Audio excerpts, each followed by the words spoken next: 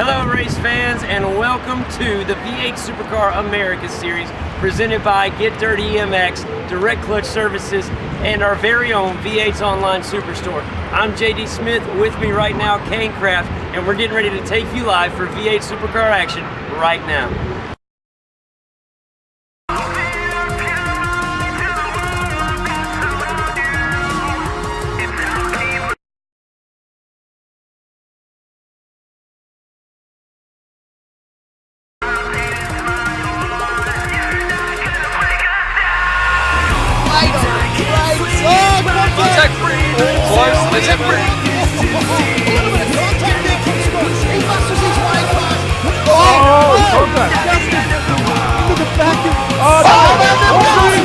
Muggleton just has to cross over this crest. He will cross the line and will win the championship.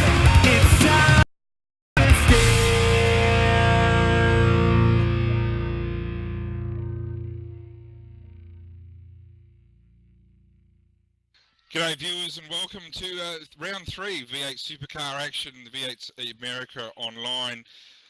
Yep, different voice here today. Brett and O'Brien with you today. JD Smith's got family commitments. So welcome to 2015, everybody. Season 1 of 2015 of the iRacing series. With me as usual, Kane. Kane, welcome to 2015. Welcome to the broadcast. Yeah, it's going to be a good one tonight. Got started off a little rocky yesterday as the guys got in a big accident right in turn 1. So looking for it to be a little better than that today. Everybody got a little practice yesterday, and I think that they don't want to be doing that wrecking there. So, Road America, big track, lots of turns, fast track. These guys, we are going to have some pit stops tonight, so that's going to be good. Yeah, we are. Tyres, from what I understand, aren't going to be a problem tonight. We've got, sorry, just my mic, 4 miles. Or 6.5 Ks, 14 turns. It's a quick track. There's no doubt the times are plummeting down as qualifying goes on during the week. I think John Emerson will be on pole position if he's here today. I'm pretty sure he will be. 30 laps, 76 degrees Fahrenheit is your temperature, partly cloudy. So it's made for some, have the 3 strong splits here. So again, congratulations to all involved. Yeah, I'm not jumped into the server yet to see it. I think it probably just now went live, and it takes about a minute for me to be able to get in there to see how the qualifying results went. But that'll be fantastic to see John Emerson here. I hope he does show up tonight, because he is one of my favorite drivers. I really enjoy watching him on the weeks that he shows up. But we haven't seen too much here in the Americas series, so that'll be a nice surprise if he does make it. But otherwise, I look for Marlon McMullen to be pretty quick this week. Seen him in some practices. He's looking pretty good. Chad Chastain's got some great speed, and Marty Carroll looking good this week. Well, I'm going to throw a smoky at you this week, Kane. He's really stood up and been noticed this week. Brendan King is running as a privateer, formerly of Kamikaze Racing. They've a team that's folded and really merged with SDC with Marty Carroll and the gang. Brendan didn't follow them over, so he's running as a privateer at the moment. He is running well above his weight, shall we say, and has had some good results this week and has put in a strong qualifying performance. So watch out for him in the BP car. I'm very confident he will be top 5. I did hear that Brendan was running really fast this week, so you're not the first person to tell me that. So, yeah, we will definitely have to keep an eye on Brendan King this week, because several drivers have been talking about how quick he's been this week.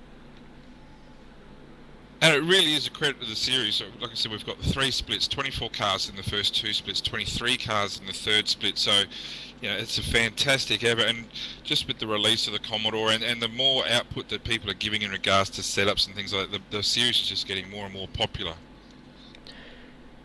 Yeah, 3 full splits. That's amazing, and it's the 2nd week in a row. Last week we also had the 3 full splits, or just about as close as you're going to get.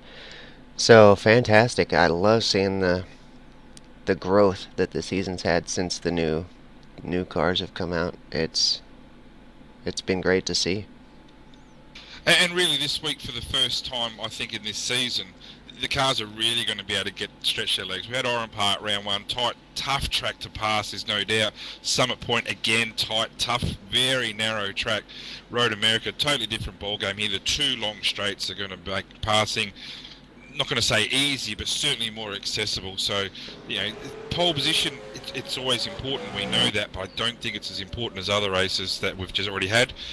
The slipstream down the straight is going to make a big difference if you're prepared to take it.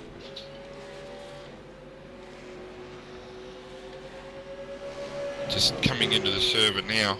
So, 30 laps is a long race. I think they're going to need probably about 35, 36 litres of fuel when they eventually make their pit stop. You can pit, I think, as early as lap 6, maybe lap 7. I don't think tyres are a problem.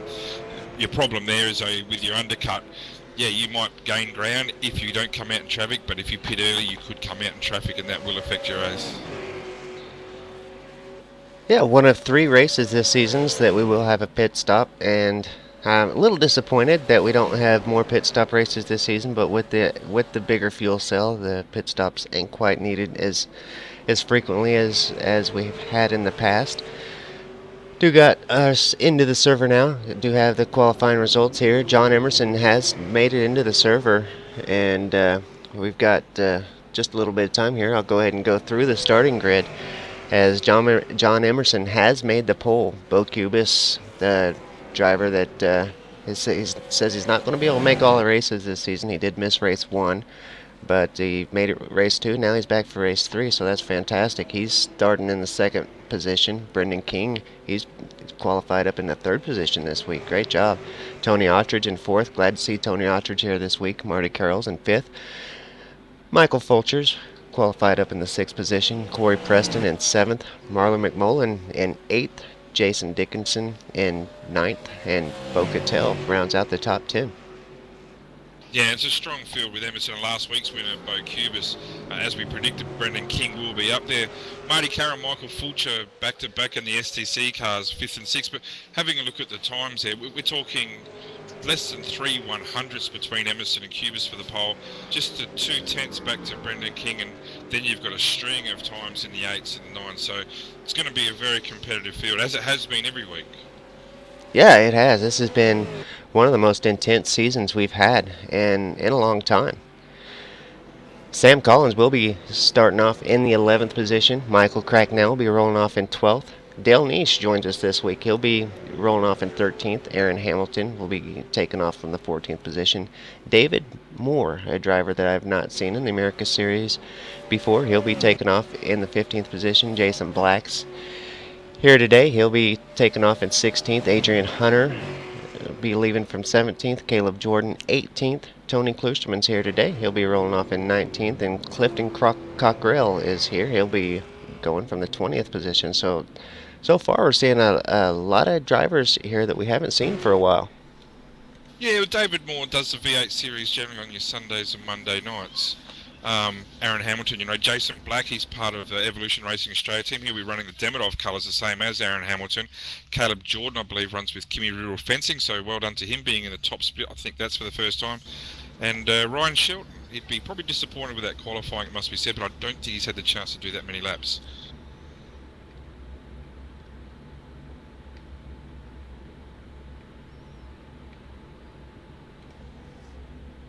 Anyway, not far away from the start here. Cars are just lining up on the grid. Yeah, it won't be long now. John Emerson on the pole there. He's going to set the pace. Beau Cubis right there, right behind. So we're going to have an intense start here. Their revs are high. We're getting ready to go. There is a car rolling there on the start. He might get a penalty. Yeah, King's rolled forward. There's no doubt. Away. Long entry into the front turn 1 here. Autridge with a good start on the outside. King's, yeah, there is that doubt around that start. You've got a few of the STC cars rolling up around the outside here. Emerson comfortably lead, Cubis 2nd, Autridge 3rd. King holds on to that 4th spot. Doesn't seem to be any incidents into turn 1. A good clean start by all. Yeah, 3 wide, 4, almost 4 wide there, about mid-pack. It looked like it was going to get a little hairy, but they got under control. Yeah, we do have a spinner, just a slight spin. Trying trying to get on board who that is. He's dropped to the back, unfortunately. That's not Ryan. Jason Dixon, who started from fairly high up, actually started ninth on the grid, just had a half spin into turn 2, so that's going to affect his race, no doubt. Deep in the brakes into turn 3 here. Bit of damage on Dale Naish's car, it looks like, just on the back. Through cleanly, so not a bad start all round. Much better start than what we had yesterday. Yesterday, the very front of the pack had some incidents there, so it really made a congestion going into turn 1. These guys got through turn 1 okay, and now we're having a great battle up toward the front. We got John Emerson, who's starting to pull away from second place Beau Cubis, Tony Autred, just right there with Beau. So we're going to see a battle there before long. Mike Fulcher's falling back just a little bit. Sorry, Brenton. Go ahead. Yeah, these are 3 strong guys in the V8 series, and you've got Beau Cattell a bit further back at the moment. He won the Monday night main series race, so he's shown some pace. He's changed his team of late, so he's moved over to a decent team. So, yeah, but Autridge, Cubis, and Emerson out the front there, these guys are going to stay quick all day. It's a strategy race. We know that with a pit stop. A lot of this is going to depend when they finally, who's the first to blink in regards to coming into the pits. Yeah, having the pit stop definitely opens up some strategy for these guys as they get to about the halfway point of the race. You know, there's that option to undercut and possibly gain some time in the pits, and we will probably see several drivers gain a position or two in the pits. Yeah, we're going to see a driver losing position, as you called, Kane, at the start. Brendan King is taking his penalty now, lap 1. Yeah, just that little movement at the start. He's got a bit of damage at the back too, it must be said. So, yeah, that's a disappointing result for him. Kevin Click's in the pits as well. Didn't see, obviously had an issue there. But, yeah, Brendan's going to be shattered there. He has shown some pace all week, but, you know, he'll put it under his belt and learn from it. Yeah, we've seen the car rolling just a bit there on start, and I didn't know if it was enough to give him that black flag and force him to go pit, but it apparently it was. So tough luck for Brendan there. He'll get back out here and get some practice for the late weekend show. And up front, it's closed up again. Sorry to jog you around there, Kane, but Emerson, Cubis, and Autridge really are nose to tail now. You can throw a blanket over them. Just that little bit of a gap to Fulcher now. Fulcher won the US Supercars race 2 weeks ago, so he's certainly had that win under his belt, so we know he's got some space. And Cattell's just going to stay with Fulcher. We know that. Marlon McMullen, who we know is quick here. Cracknell, Preston in 9th. Dale Naish will round out your top 10.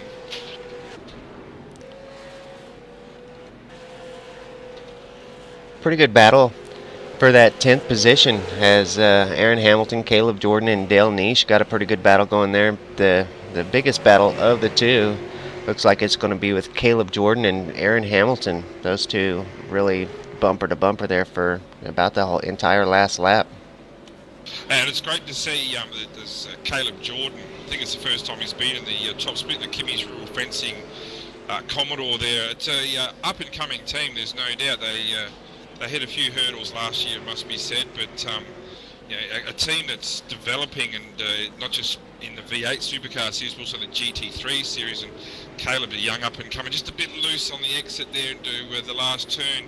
He's got Matthew Thompson in the Evolution Racing Australia Davidoff Innovations Commodore just behind him, making a move deep into turn 1. I would say that he'll get the move done here.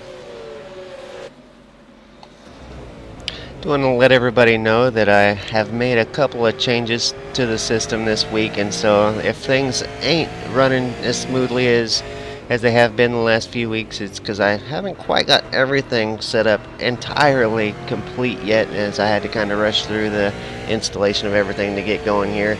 I think I'm pretty close to having everything right, but we might see a hiccup or two throughout the day. Kane, it's the Christmas New Year period, my friend, and there'd be a lot of fellas who'd be in the same boat. Just time just goes so fast, you don't get to catch up with those little things that need to be doing, but at the same time, you should be able to sit back and enjoy your time off. So no matter what happens tonight, it'll be fine. Side by side now, the Davidoff cars. Yeah, they're very Oh, close. contact! They've actually hit. they've actually contacted her. That's not going to make Aaron too happy there.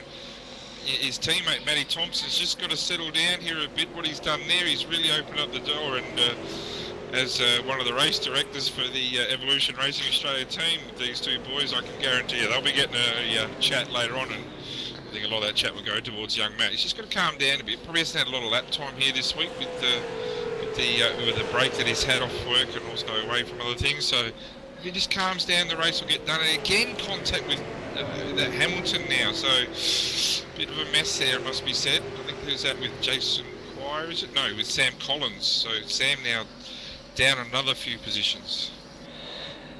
Now, is there Hamilton and Matt Thompson? Are they in a Demi-Dov car? Or? Yeah, Okay. they're running identical liveries. Just making sure that my my livery is updated, because sometimes they don't, and I know that a lot of those Evolution guys are driving the other car, so I was just making sure that I had the right skins on them. Yeah, right, Scan. You also have Jason Black in that Demi-Dov car as well, but Tony Orchard just seems to be dropping back a little Ryan bit. Shelton with a spin toward the pit road there, or the access road. He's got it spun back around now and going, but that was definitely a costly incident there on the front stretch. And he was making some moves through the field too. His connection is, his ping's not bad. He was actually making moves through the field too, so he'll be disappointed with that. Ryan showing some steady pace, it must be said. He seems to have a new livery on this. I know still the batteries one, so he's on the verge of getting into the top split most weeks, isn't he? He does a good job, it must be said, and he's passionate about his V8s. There's no doubt about that. Yeah, he's definitely been an impressive driver, one that's moved his way up through his iRating, and we've seen him in a lot of top split races here, and it's definitely been a lot of fun watching Ryan grow as a driver in the V8 Supercar series. Back up toward the front now, John Emerson starting to pull away just a touch from Beau Cubis, who has really been putting some pressure on him in the last few laps. Tony Attridge has really started to fall off from Beau Cubis now by about 6 car lengths or so. And then Fulch is still pretty far back. Yeah, but the three guys at the front really, without any offending anyone, the quality of the field, these guys have had plenty of V8 Supercar experience. Not that anyone else hasn't, but these guys work hard. They've got good teams behind them. So, I don't think it's a disadvantage being second at the moment, unless you're so confident that you can streak the field, and I don't think that either of these three can do that. I don't think there's a problem being second, just watching your temperatures, your engine pressure, tyre temperature, stay in the draft. When does someone blink first? That's the question. I don't think it's going to happen for a few more laps yet. As I said, if someone pitted now, well, they wouldn't make it, but if whoever pits first, they might get stuck in traffic, and that could be you don't want to waste your time on someone who's slower than you. Yeah, and Beau Cubis is definitely showing great pace here. He backed off at John a little bit there, but now he's right back there with him and putting some pretty good pressure on him. So just in a lap's time, things have really changed there for Beau Cubis. He's right back up there with him. Yeah, Beau's a smart driver. He's twice now V8's official series champion. Has been with the Evolution Racing Australia team for it's just that short season last year and this season, and himself and Ian Ford isn't here working at the moment, do some fantastic work together setup wise. So they've become a strong team, there's no doubt, but there's other teams. There's just so much momentum in the V8 Supercar series at the moment. It's just so fantastic to see, and as we said, just incredibly strong numbers in 3 very strong splits tonight. Yeah, I was talking about the same thing with Marlon McMullen earlier in the week, and that's what he said. There's just so much talent in the series right now that it's really tough to come to the series and be a dominant driver like we had seen several seasons ago, where it would seem like you'd get a driver that would come in and could dominate a race or two throughout the series and finish up there at the pointy end most of the time. But now it really takes a perfect race to stay out front the whole time. Of course, Beau Cubis did have one of them. He's not young. He's a New Zealand fella, Brendan King. He qualified very well on the grid tonight. Yeah, sure, he made a mistake. We know that. he'll learn from that. But he's someone who's new in the series and already putting his hand up to say, that he's counted here. Just coming up to the end of lap 5 now. Strong time last lap, crossing the strike now for Beau Cubis back into 2:08.7. So strong times. Orchard's just dropping off a fraction here, 2:08.9. So just that 2/10 last lap. So Orchard, I don't think I've seen a lot of track time from this week. Again, a strong team behind him. I would imagine they'll be really pushing hard for the OSR Premier Series as the year goes on. So I think we'll start to see more and more of the TTR team racing in events such as this, just to get their practice and their warm-ups all sorted out and their setups all sorted. So, again, as the year goes on, I think there's only going to be more and more in this series. And last Saturday, for the V8 Supercar official series, this was actually the strongest scoring race for the week, which is a massive credit to you guys. Yeah, I love seeing the progress that the series made, and of course Tony Attridge, former V8 Supercars America's champion. So he's, after winning his championship, he took last season off, and we didn't see him, and we haven't seen him so far yet this season. This is the first time he's been back since he's won the championship, I think. So it's good to see Tony Attridge back in the V8 Supercars Americas series. And like you said, we'll probably start seeing more drivers using the extra race time to get some practice for the Premier Series, as the Premier Series is about a month away now. Yeah, absolutely. I'm just on board with Marty Carroll, if we can go there, Kane. On board in the cockpit view in front of us, we've got Beau Cattell, the SSR Osram Commodore. As we said, he's changed teams at the start of the season. It's a fantastic pickup for that team. And in front of him, we've got the teammate as well in, just jumping around here, Michael Fulcher in 4th place. These guys are all sitting around the 204s, 205, so, just slightly off the pace, it must be said. Certainly nothing too bad that they can't recover from lately. Man, he's just having a bit of a look in the last turn of Beau Cattell there. That's not going to stick. We're down the straight now. We're doing 220, 230 k's an hour. We get to 6th gear just here on the strike. Marty's just put in a 209.5 in the slipstream. We're up to 280 k's, deep under brakes here. Just letting it flow, 3rd gear into turn 1. Just tucked up nice and tight here. Not much of a passing opportunity. The driver in front really has to make that mistake for any chance. Again down to 3rd gear here. This is where the draft is super important now, because there is a passing opportunity at this sharp left down here. Marty's just going to sit in behind. Problem he's going to have is that Cattell also is in the slipstream of the car in front, Fulcher. Just having a look here, under brakes. Deep under brakes. That's a good move by Marty Carroll. Yeah, great move. So through on Beau Cattell. Beau's fighting back on the undercut, and I'd say he's probably going to have this. Oh, gee, there's some good racing here by these two boys. Yeah, great job by these. Marty's going to get it. Yeah, fantastic catch that live too. That would have been a shame to miss that racing. Clean racing, two great guys in the series, it must be said. Marty got the job done, but no paint swapped at all, so clean racing and a lot of respect for that. Yeah, both these guys love a great race like that too, so I'm sure both of them got a huge smile on their face right now. Yeah, well, I'd say Marty's might be a bit bigger than Beau's after that move, and what that's done is brought Marlon McMullen, twice champion of this series, into the fold as well. Last lap was a 209.5, so again, could be competitive. Corey Preston with a 209.3. So this is the thing, the guys are playing the tyre game as well. The tyres aren't going to last the entire 30 laps, we know that. They don't go that long. But they still have to have some maintenance on them. Matty Thompson's done a good job, it has to be said, up to 11th place. Caleb Jordan, KRF, in 12th. Sam Collins had some dramas before, we know, down to 13th. Adrian Hunter, a good work by him in the KRF car as well. So it's great to see the two cars in there. I didn't actually catch Adrian before. Well done to him. Jason Black into 15th. Jason Dixon, who showed some good qualifying paces, made some ground up since, in 16th. Dave Moore in the GTI Commodore, 17th. Bit of damage to that car. Clifton Cockrell. Jason Quire had some problems we saw in the STC. Tony Kloosterman, we haven't seen or talked about him much at all. He always there in the V8s and does a great job. down in 21st, car number 22. Brendan King certainly on a move here. His last lap at 209.3. That's including that stop-go penalty. So he's making some ground, and soon he'll be starting to cut through the field.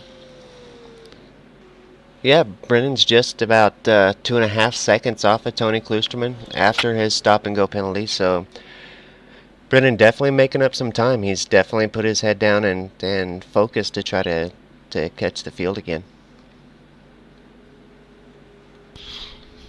Well, up at the front there, John Emerson, solid lap times.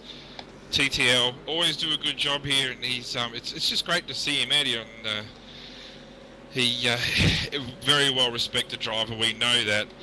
But he's still got Beau Cubis not far behind. And if you ask me, I would say Beau's probably got his measure at the moment, and just doesn't need to drive too aggressively.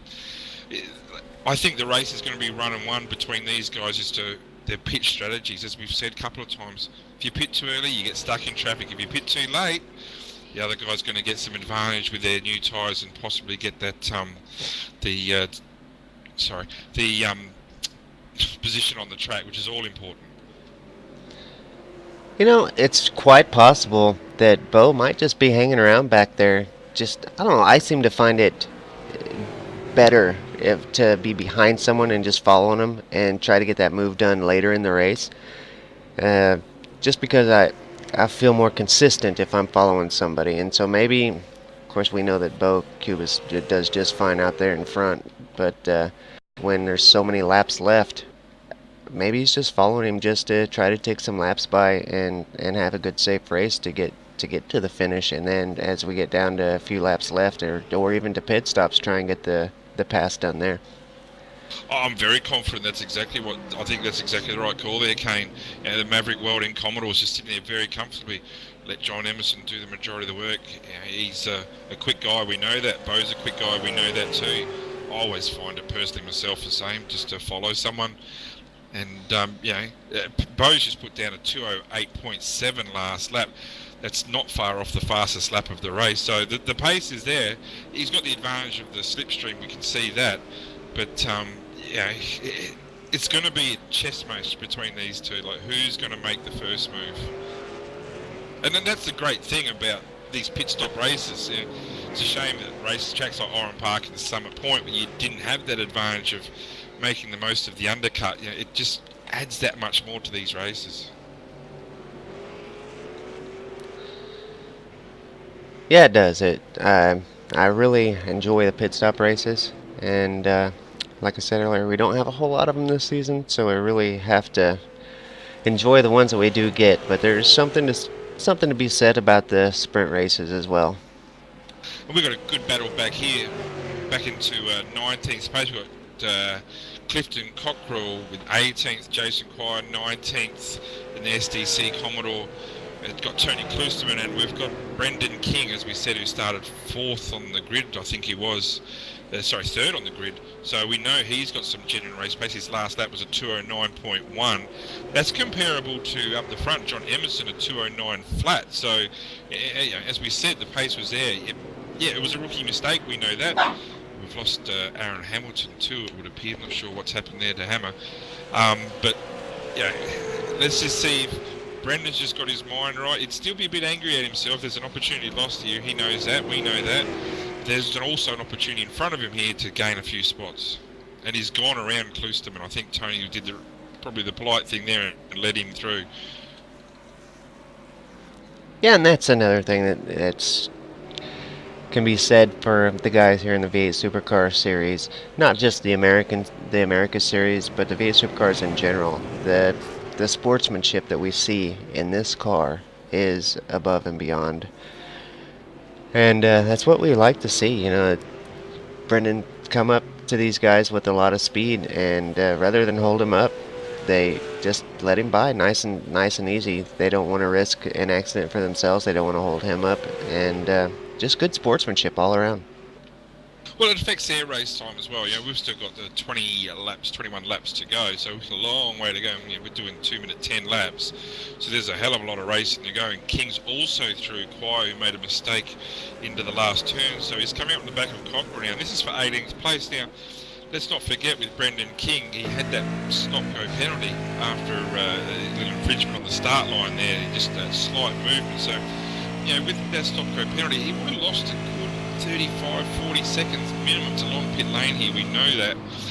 Under brakes here in turn 3, and he's got the job done. So he'll be up and away now. Next on the radar in the GTI cars, David Moore, who's got a little bit of damage on the back, and then Black and Dixon just further down the road. So yeah, there's potential for King to make some serious inroads into this field. Britton, if there's some people watching that are not familiar with iRacing and the physics, on a car like David Moore's, where the rear spoiler's ripped off, and it is the physics of the iRacing engine, is it such that the aero will be damaged because the spoiler's missing, or is a lot of the damage just visual on these cars? To be honest with you, I think with the rear spoiler, I think it appears to be visual. Certainly with the front, if there's any front damage, we've got the first of our cars pitting, by the way. We've got McMullen and Beau Cattell and Ortridge Cubis in the pits as well, so there's moves here.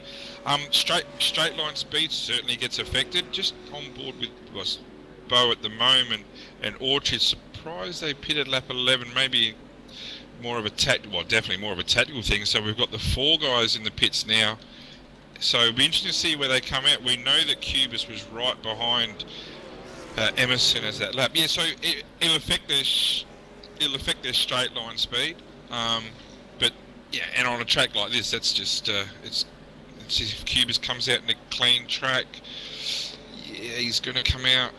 Yeah, he's have a clean track, so this is going to work out well for Beau.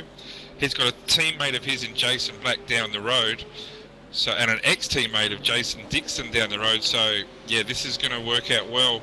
The important thing we need to know here is, number one, what kind of times Beau's going to be doing. We can imagine they're going to be pretty strong, but just as importantly, Emo now by himself isn't getting pushed anymore. So let's see if he reacts to this move by Cubis and pits this lap. I would say he probably will.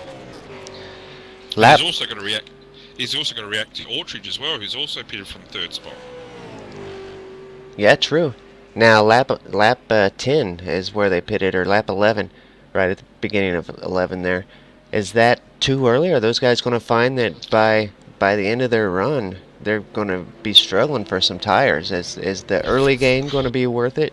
Oh yeah, no, they'll make it. There's no doubt. Their lap times initially will be pretty quick. They will be, good, probably half a second consistently quicker. It gives them track position. We're just on board just with Emerson now and not pitting. So this is going to be the interesting. This is where the game is now. Watching Emerson's lap time. His last lap was a 2:09 flat. We know that Cubis is going to have a clean track going across now, a 2:09.2. Yeah. What he might be losing now, he's going to gain later. We've got Fulcher into the pits as well. It's end of lap 11, start of lap 12. So he's released Marty Carroll, who I probably had Fulcher's pace, to be fair. Cracknell in the pits as well, so STC both pitting. Matthew Thompson, Demidov Innovations era car goes on, so he'll gain a couple of spots there, only temporary though. Adrian Hunter goes on, so no one else pitting at the moment, just on board Beau Cubis here now.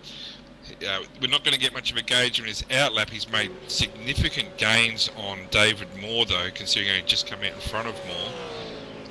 So we can go gauge by Moore's lap time here as he goes across. It's a 2:13.1, probably a poorish lap, but he let Brendan King through already. King's showing some very quick pace, and I know from talking to Brendan he can run all day in that car and not have issues with the tyres. But a 2:39.5 for Beau is a very, very strong time with a lap time, with a pit stop. They were normally floating around 2:41s, 2:42s. So Beau's picking up time already. He's got a teammate in front of him, Jason Black. I would imagine he will let him through. I also want to mention that Beau Cubis' pit stop, 13.5 seconds, where the other drivers, that is the quickest pit stop of the field, aside from Brendan King, who's had one that was only 6 seconds because of his penalty. But yeah, everyone else, there's one guy at 14.3, but everyone else about the 17-second mark. Well, straight away we have to ask questions as to how much fuel he's put in. Is it the right amount? Yeah, because I did look at his lap time. I thought that is by far the quickest pit stop with lap I've seen this week. So hopefully he's all okay there. And I've got a feeling that Ortridge, Tony, has had to go through some traffic here. So see, his lap on the out lap was a 2:43.9. So that's 4 seconds at Cubis's gain there. So hopefully Beau's put the right amount of fuel in. Yeah, and that 4 seconds was in the pit stop, as Tony Attridge's 17.6 seconds. Beau Cubis was 13.5. That's almost exactly 4 seconds difference. Yeah, so this will be interesting. Cubis coming up to the last turn now. Still on. Emerson still hasn't pitted. Last lap at 2:09.5. I'm going to call it and say that Beau's going to make a significant gain into this lead that Emerson had. Let's face it, it wasn't much. It was just a car length or two anyway, but I'm favouring Beau here to come out in front. So a 2:09.5 compared to a 2:08.9. So if you want to go virtual timing, Beau's now taken over the lead. And he's got Dixon in front of him, confident that Dixon won't hold him up as well. Ex-teammates, I believe, in the high-tech racing a couple of seasons ago, and I know that Dixon and Beau have done some work together, and so this is going to favour Beau again. A little toe down the straight. So that Maverick Welding Commodore's really wound up tight at the moment. He's got that thing purring at the moment.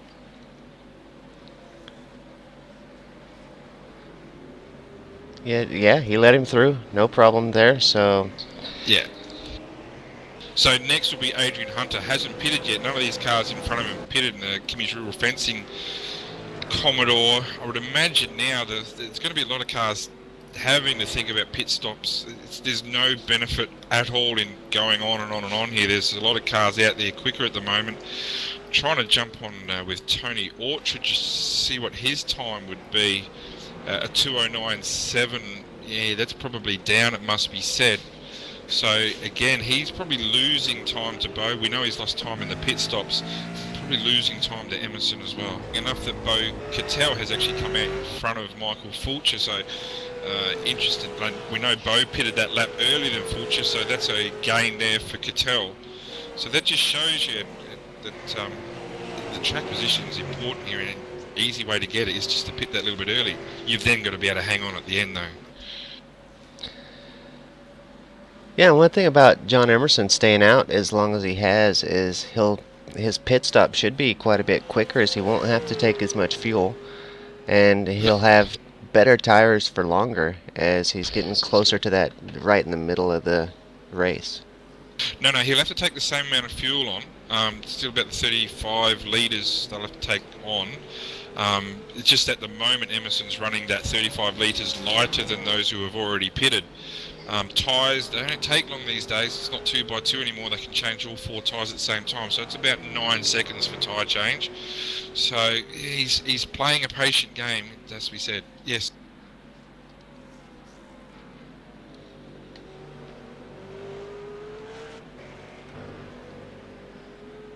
So lap 14 coming up now. We're on lap 14, and yeah, I'm confident he's going to pit shortly. We know I think he's losing time. Cubis at 2:09.3 though, it has to be said, last lap. So Emerson actually passed that last lap. Just wondering whether Cubis maybe lost a little time behind Dixon when Dixon was letting him through. Probably a little bit clumsy, it had to be said. I would have thought if he was going to let him through, might not be right on the apex, but we've got Adrian Hunter now and Caleb Jordan in front, so yeah, it's going to be tight, but I still favour Cubis as being the leader after the pit stops. Yeah, his pit stop was quite a bit quicker. If he's got enough fuel to get through to the end, then that's 3 seconds that he's got to work with, at least over the average pit stop. Marty Carroll's got himself up to second as Emerson goes on another lap. 9.3. Looks like Brendan King's got himself a problem there, unfortunately. A 9.3 for Emerson. Marty Carroll going on again. So I like this. The STC guys are splitting their strategies up at 9.9 for Carroll. Yeah, if you've got the opportunity, you've got the cars up there to do a split, yeah, one of them might not work, but one might work exceptionally well. So it's good to cover both bases. And we've lost Brendan King, have we? He's in the pits. I think he's actually getting his regular pit stop done. Yeah, I'm not sure. Oh, now his car just dropped off. Yeah, I think, he had an issue there.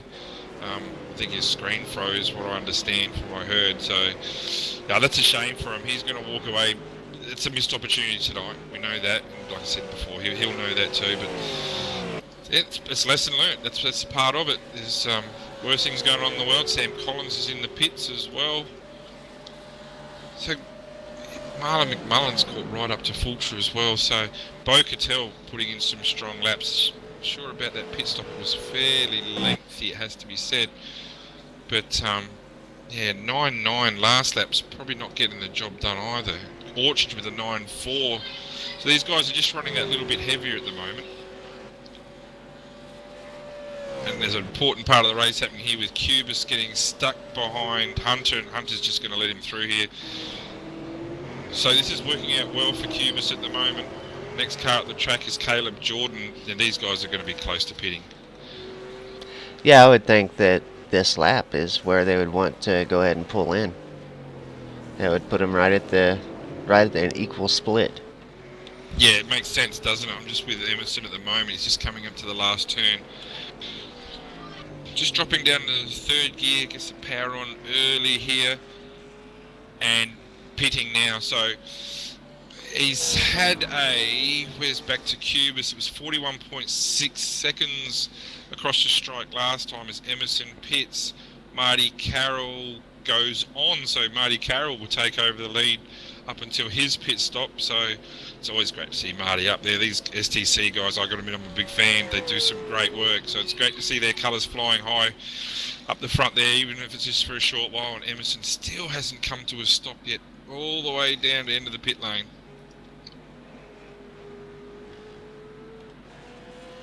Interesting to see his time as he stops. Beau Cubis is already driving down past the pits. He's got a good draft here from Caleb Jordan, so I'm going to say that he's going to make the job. No, Emerson's out. Here. Is he? No, he hasn't done it. You're right. It's a great call. Sorry, I just changed my camera too quick there. Well, that's big for Emerson there. Put in some really good laps. So, good job to him. And he will have the stronger car from now to the finish, no doubt. How long was his lap time there? His pit stop was 13.2. Beau Cubis was 13.5. So a quick pit stop for John Emerson as well. Yeah, well, there's the job there, isn't it? That 0.3, all important, and certainly advantage Emerson now.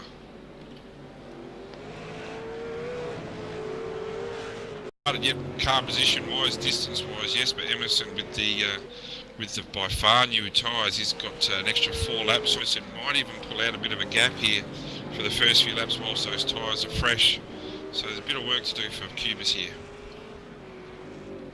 And if they calculated their fuel properly, both cars should have the exact amount of fuel in them, just enough to get to the finish line. And it should take about the same for each car to get to the finish line. So they should both have the same amount of fuel, so one car shouldn't be any lighter than the other on fuel. But Emerson does have those 4 laps more on tire, 4 laps newer tires. Yeah, and that's going to be significant, I think, as the race goes on. The fuel's the same now. It's just race to the finish now. There's nothing anyone can do now except try and put their head down and get the job done. We got Fulcher still battling with Cattell, still battling with Marlon McMullen back here. Orchard has got to be probably a little bit disappointed, I must say. He's really dropped off. He's 10 seconds behind Beau Cubis now, and he's still got pit stops, but he'll be happy with his first stint for sure. Cubis's last lap at 2:09.1. Emerson at 2:38.4. That's a second and a half faster than what Cubis's outlap was. So Emerson really stretching out now. He's Cubis has made a mistake there. Yeah, got a little loose. He was able to keep it on the track though.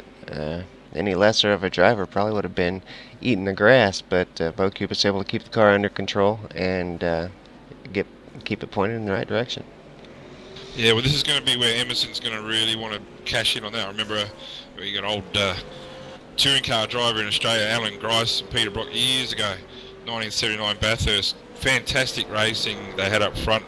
Grice made a small mistake in the last turn, and Peter Brock, a legend of the motorsport game here in Australia, said that is the time to do your fastest lap, is when your competition has made that mistake. So let's see if Emerson can cash in on that error by Cubis.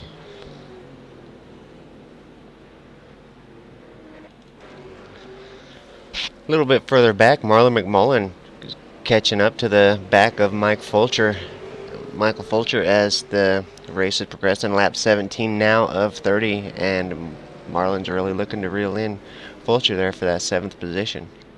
Yeah, the Grip TV's certainly got his car dialed up now, and Fulcher just probably struggling, it must be said. He showed some good early pace, but with Cattell through during the pit stop strategy, still 294 last lap.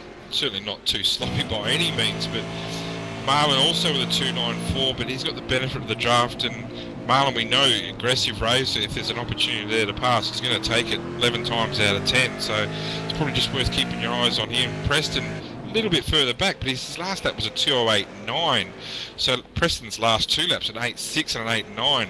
That's extremely quick pedaling there.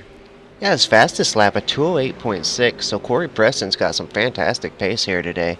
And we see that quite frequently with Preston. Of course, the last time you and I were on, we talked about Corey Preston and how his pace is definitely there. He's definitely a fast driver.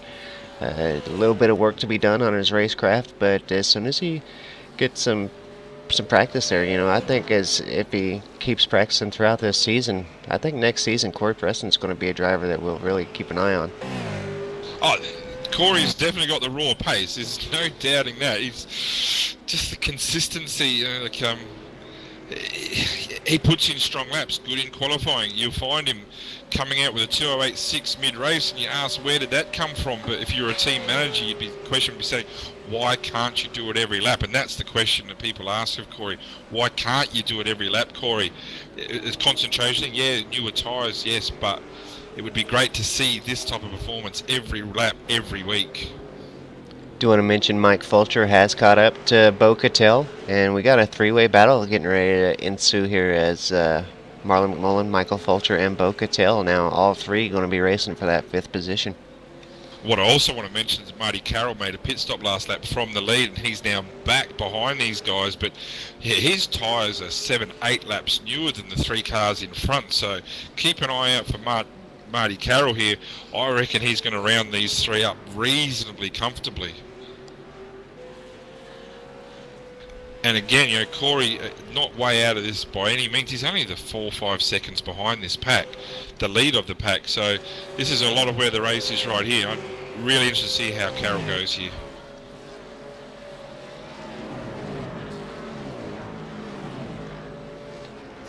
And up in front of him, Jason Dixon hasn't pitted yet. I'm fairly confident of that, 11-1.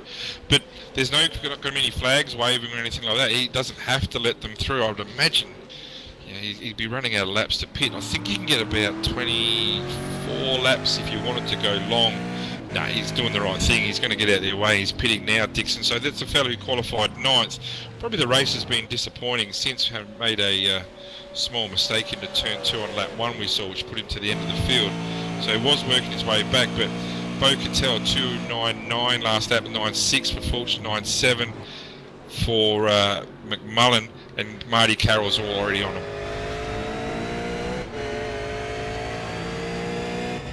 Yeah, those fresh tires very well could pay off for Marty, as he's now caught Marlon McMullen, and he's, like you said, 7 laps newer tires.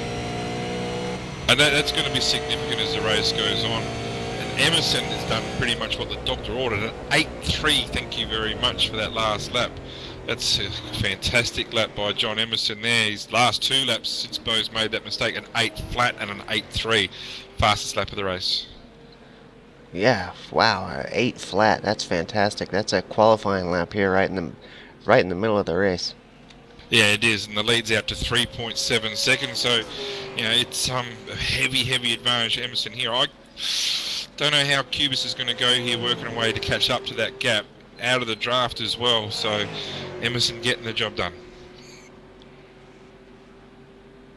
Yeah, I was a little concerned there right before the pit stops, not knowing how it was going to play out. But he came out of that pit stop and did what he needed to do to start pulling away, and looks like he's definitely done a fantastic job. Yeah, as long as he can keep it on the track and keep things going right, he's in a good position there to finish this race out in the top position. But there is still 11 laps left. Getting ready to come across the line to 10 laps to go. Oh, there's a lot of laps left, there's no doubt. Just with Emerson's newer tyres, 4 laps newer, that's got to make a difference. And again, back with Marty Carroll, sorry Kane to jump you around like this, but these 4 guys, this race is just closing up for these 4. As you said before, Fulcher's made a significant gain on Cattell now. Cattell crossed the strike here at the end of lap 19. Yeah, 9.6s, 9.5s, 9.5 and a 9.1 for Marty Carroll out of the 4 of them.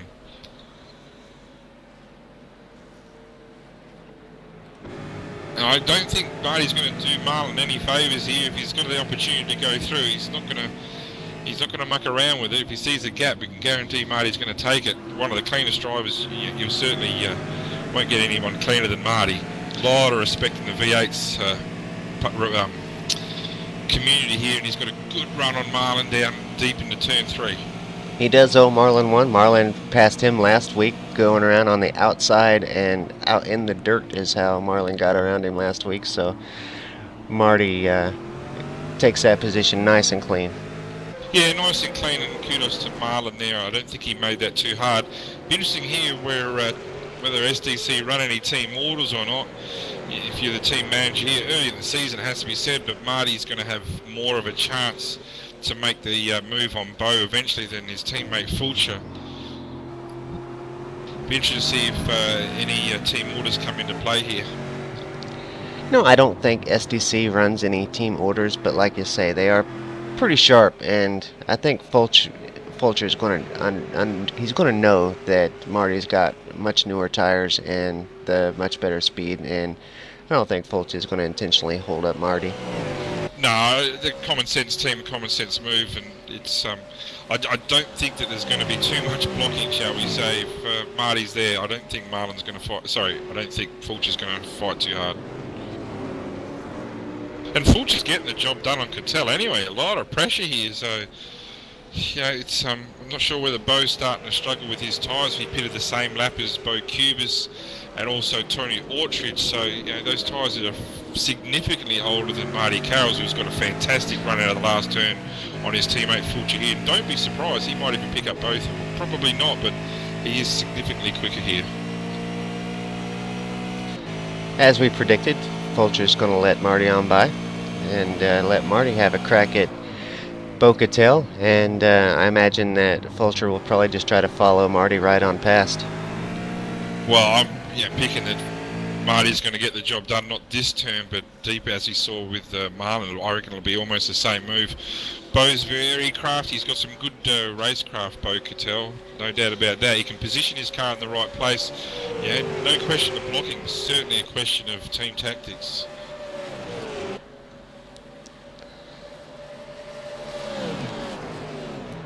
Ooh, Marty in getting deep. The job done. Yeah, so inside of Cattell there, so through into 4th position now for Marty. So down the road, Tony Kloosterman, we know again, he pitted 5 laps earlier, and we're talking about a gap of just the 5 seconds from Kloosterman back to Marty here. So yeah, we've got enough laps left. He's putting in some strong times. Kloosterman's last lap time of 209.3. Marty Carroll 209 flat. Yes, it was in the draft, but he's got the clean track in front of him now. So yeah, I think he's going to make a gain. Back just a little bit further there, Fulcher's now having to defend heavily from Marlon McMullen, who's made a move. Just didn't be able to hold out that long right. It just doesn't seem to end. 3rd gear, 4th gear. Just short shift up to 5th here. And just get the power on. Marlon in a great spot, just in the grass, just loses that little bit of traction.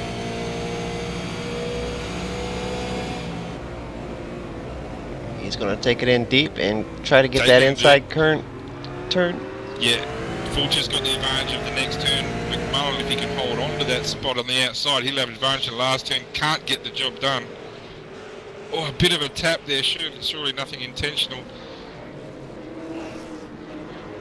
Going to get a good drive out of this last turn here.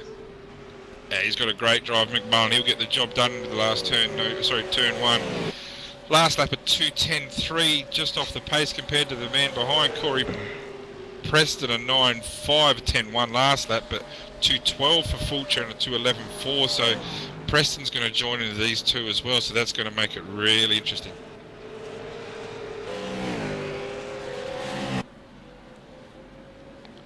Fulch working extra hard to try to keep this position here. Looks like, oh boy, he's really keeping that pace on the outside. So side by side, still Marlon McMullen and Michael Fulcher. Just up at the front there, John Emerson stretched that out now to 4 seconds. So what have we got? The 8.5 laps left. So Cubis, I'm not going to say he's put the flag up, but he's going to have to bring that car home. Yeah, it's a lesson learned. Maverick Welding boys are going to have to get back to the drawing board and just find that little bit extra. I'm sure there's more to be found within the team. Tony Orchard still in 3rd place. Probably a bit disappointed, I must say. It's 16.5 seconds behind Emerson, 12 seconds behind 2nd place. Like I said, let's just keep our eyes on Marty Carroll here. I mean, he's made a significant gain already. He's already stretched out over Beau Cattell, and Beau Cattell's no slow nut, we know that. And he's gained a second on Tony Aldridge just in that shorter time, so we could see a battle between Marty Carroll and Tony Aldridge by the time this is over. Yeah, confident we will. Marty did such a good job those laps. He was able to stay out there a little bit longer, had a clean track, didn't have to worry about anything, and put in some strong laps. Good pit stop as well, but have a look at these three battling here, Fulcher, McMullen and Preston. Generally, if you put McMullen and Preston together, someone walks away with something damaged and an expensive insurance bill. And, little contact there already from Corey Preston. Yeah, Corey, we know you so well, unfortunately, at times. Just, yeah, what that's done is let McMullen just gap out a little bit from Fulcher here. I'm thinking Preston might be faster than Fulcher, which I was probably a bit surprising, it must be said, because I think Fulcher pitted later. Sorry, later than Preston. I thought Preston pitted fairly early. Yeah, Fulcher pitting lap 12, Preston pitting on lap... Where are you, Corey? On lap 14. So, no, Corey has got the newer tyres, albeit only a couple of laps. Corey's struggling with his internet connection a little bit this week. I seen him blinking a little bit there on the front stretch. It has calmed down now, and imagine that will let Corey come in for another attempt. I think he backed it off a little bit while his connection was a little shaky, and now I think we'll see Corey come back in and try to put another move on Michael Fulcher for that 6th position, or 7th position rather. Yeah, Orchard's last time at 2:09.7, Carroll's time at 2:09.2. Half a second, down to 4.3 seconds across the strike last time. Yeah, as we hear, catching's one thing's passing's another. Yeah, he might make that gain, but just whether he has enough laps to make that extra effort in passing, don't know. He's certainly got the newer tyres. We know that. Cattell seems to be pulling a gap on Marlon McMullen. Fulcher back into the groove, and Preston's all over him as well. Ryan Shelton, oh no, he's a lap down. Sorry, I thought he might not have pitted. He has pitted.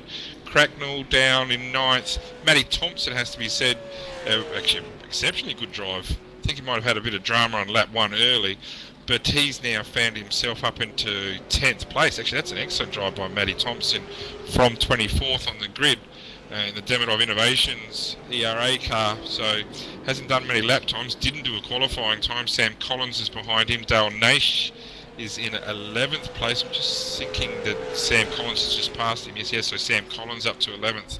Dale Naish down to 12th. Adrian Hunt in the KRF 13th. Jason Black 14th. He'll probably be disappointed with that. Dixon, after his pit stop, 15th. You would imagine he might take Black, who pitted fairly early. Caleb Jordan, late pitter at 16th. Dave Moore had some issues, we know, 17th. Tony Kloosterman, 18th. Clockrell, 19th. So we've got 19 runners still on the lead lap. Poor Dale Naish's car is certainly beat up, so there's a lot to be said for Dale to be able to run this race and finish in 12th place with that much damage on his car. Yeah, well, they build the car strong, but to be honest with you, if you get flat front impact or flat back impact, the car can still go right. It's the side impact, the side front quarter impact that affects your steering. Once your steering's gone, it doesn't matter what you've got to run with. It's just a nightmare driving on a track like this. You don't want to lose any top line speed on the straights because you're just going to be leaving yourself vulnerable for everything behind you, and they'll come quickly. So Emerson's just maintained that lead now, flat at 4 seconds at 9.2 last lap for him and 9 flat for Cubis. That's not a scrubby lap by Beau. His fastest lap at 8.7 early doors. So these guys have just settled in 9.5. But Marty Carroll, another 2/10 gain. Probably not enough, it has to be said. Still just the 4 seconds down. But it's really going to take maybe a slight error or a bit of balking from lap traffic, and there doesn't seem to be a lot around on a long track like this. Cattell 5th, McMullen 6th, and this is where the battle is. Just with Mick Fulcher has made a good gain again on Marlon. It seems to be dragging Corey Preston up with him here.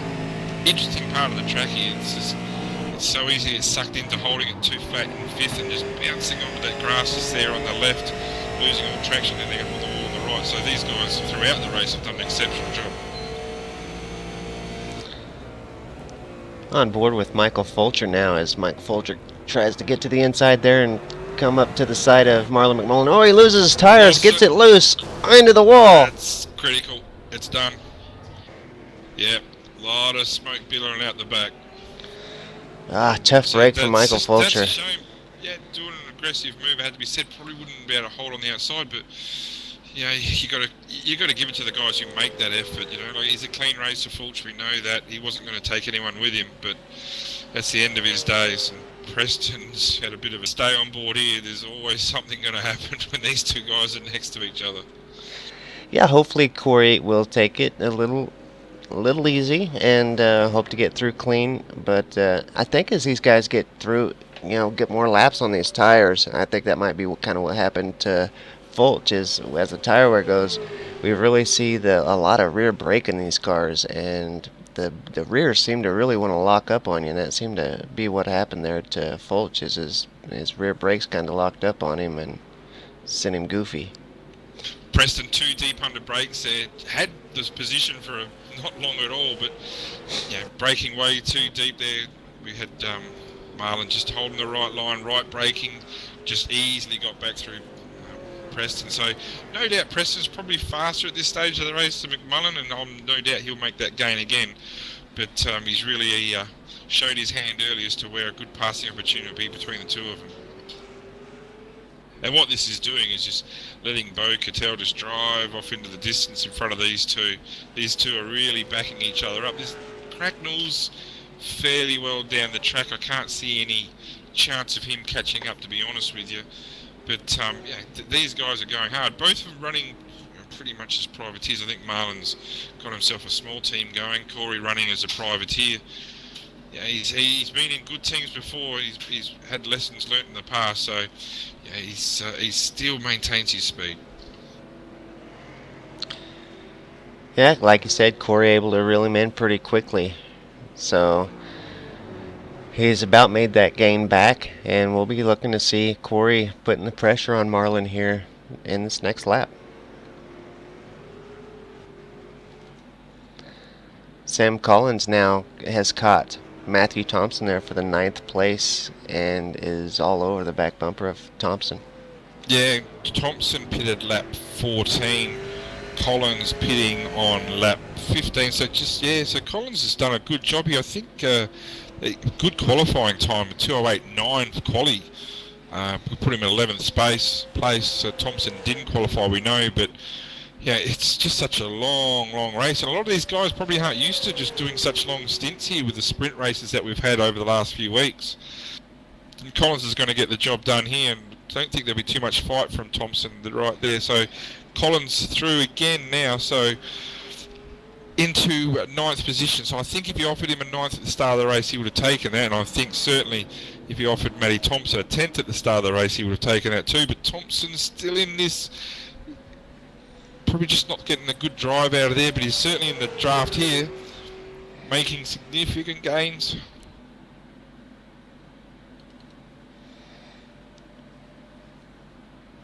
Thompson to the inside. Looks like he's wanting his Thompson's position be back. able to hold it.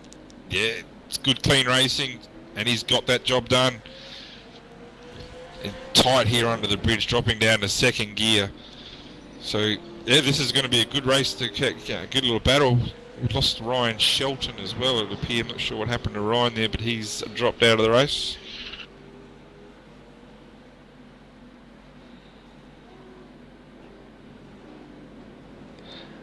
Thompson wide. That's going to allow Sam Collins to get by with ease there. I look for Matthew Thompson to stick with him, though, and probably be making another attempt to take his position back here in the next couple turns.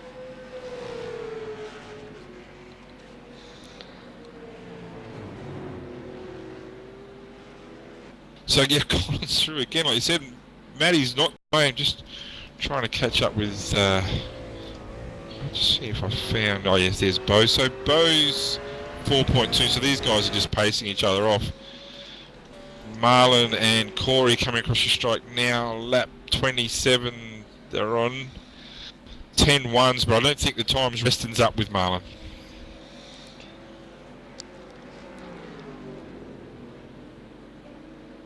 This is where Preston showed his hand before. Gets a good drive out of that turn 2.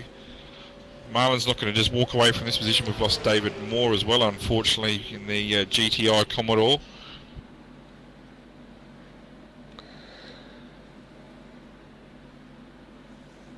Oh, that's really deep under the brakes by both of these boys, but good control. Hitting the apex just nicely, so they're still punching out some competitive lap times. Fulcher's back out in the track. Had a lengthy pit stop, has to be said, over 4 minutes. So 18th place, still going to get across the finish line. Cracknell 8th, Collins 9th, has pulled away from Thompson. I'm going to imagine has made a mistake to drop back that much, must have had a half spin. But the top 10 looks fairly locked in, just a matter of what positions are where. Got a good battle here with Jason Black and Jason Dixon as well. These guys battling for 12th and 13th. And Jason's just gone straight ahead there. That was a little bit ugly. So that's left him vulnerable, very vulnerable, to the car behind him now with Caleb Jordan. Caleb pitted very late, we know that, down to lap 17. So that's fairly costly. Lap 15 pit for Jason Black. So that's a fairly costly area.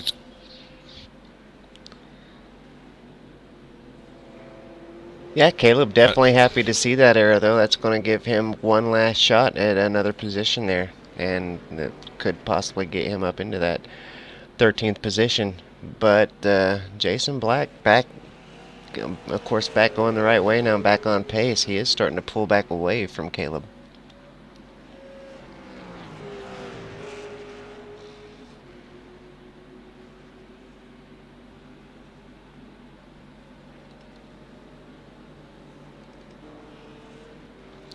Corey Preston off in the dirt. Say that. Yeah, that's. Oh, I can't see him catching Marlon again now. He's going to be out of the draft now, so he's going to lose that advantage.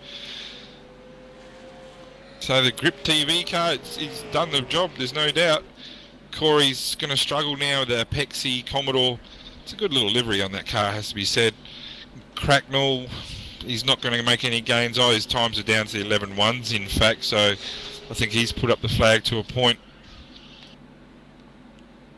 So the cars are very well spread out at the moment, and generally on a track like this, you know, long race, you know, we're over an hour into the race now. So yeah, the cars are fairly well spread out. Interesting here that Cubis and Ortridge are just punching out the same lap times, 2:09.4 for Emerson, 2:09.4 for Cubis as well. So yeah, just that little mistake and just that pitch strategy, it's something that has to be probably rethought of.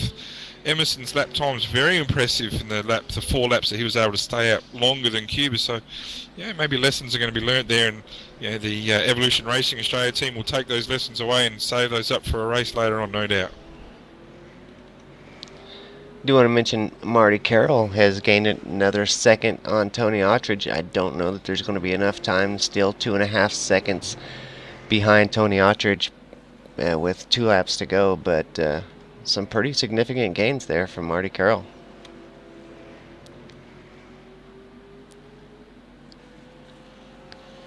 Sorry.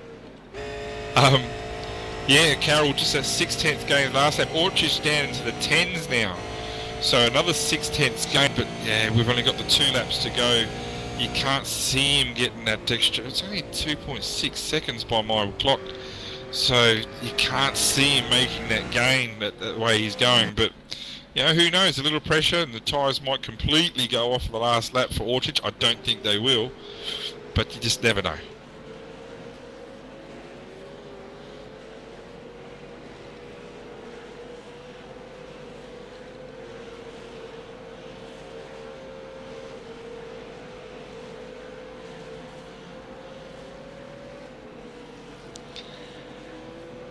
Boy, John Emerson and Beau Cubis have just ran away with this thing. 16.2 seconds Tony Attridge is behind Beau Cubis, and that's a lot of track position on the blimp cam, taking a view between Beau Cubis and Tony Attridge, and that is, golly, that's a lot. Yeah. That's a long way. Yeah, it is. That's a significant gap. You know, Orchard's in a strong team and strong driver. We know that, but you know whether he's done many laps or not, I don't know. But yeah, we're talking 20 seconds behind the leader, 16 seconds behind second. So yeah, I'm sure there's not going to be too many feathers ruffled at this stage of the season. There's a long way to go for the year. We know the Commodore's still a fairly new car, and everybody's still learning bits and pieces from it. But yeah, I think they'd walk away and have a bit of a scratch of the heads. Emerson. Really good performance, as we said. Put in a strong qualifying just before the race started to get himself up onto pole. Hasn't got the overall pole time for the week. If another race started in an hour's time and Ian Ford showed up, Ian Ford would have the pole. But for this race, the one we're on now, Emerson did the job. Still a lot of time to go, you know, for the main race that we have here in Australia, the Monday night race. So there's certainly potential for improvement there as well.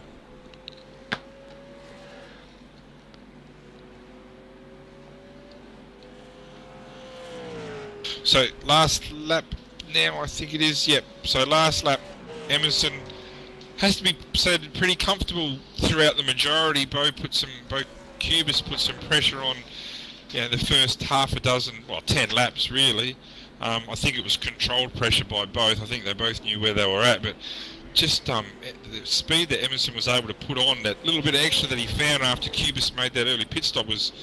Yeah, very impressive. I got to admit, I called that Cubis would come out in front. I think Cubis got balked by a car trying to do the right thing. I think that dropped him off. And plus with Emerson's pit stop, just that 0.3 of a second, yeah, it's probably all he came out in front of by the time he had to put his speed on from the pit exit. So, no, congratulations to John Emerson. Yeah, John definitely came in today and showed how it's done. Great speed throughout the entire race. Like I said, he had pressure early on from Beau Cubis, who was doing a fantastic job keeping up with him, but ultimately John's strategy and just his overall race pace throughout the entire race, pretty impressive. And it'd be great to see him and the rest of his team out doing this series more often. It's always fantastic to have the good guys in this series, and it just adds that much more to it. So coming up to the last turn now, it's a fantastic effort. Probably the fastest lap of the race as well, with a 2:08.0 lap 17. So careful there, John. I thought he was going to half lose there. John Emerson, round 3 winner, Road America, V8 Supercars America Series. Congratulations to him. Well done. And good second place there for Beau Cubis. In the end, just 5 seconds off. And Tony Orchard just held third place right from the get-go. And Marty Carroll really made significant gains into that third place. But Tony, yeah, he'll take the third place, no doubt. Marty Carroll, fantastic effort there. Late pit stop worked. That strategy worked surprisingly really well. I think Marty would take 4th place every day of the week. Beau Cattell, yeah, 5th place. He might be a bit down on that. Marlon was able to hold off Corey for 6th and 7th. Michael Cracknell coming up to 8th over the line shortly.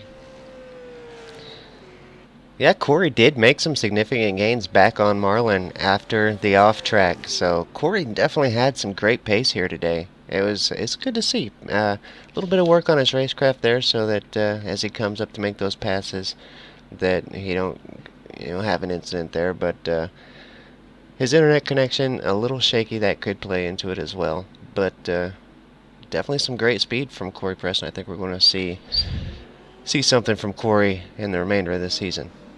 And Collins in 9th, Matty Thompson, a good job for him from 24th and last on the grid up into top 10 position. So, no, really, really well done. Yeah, very impressed with Thompson.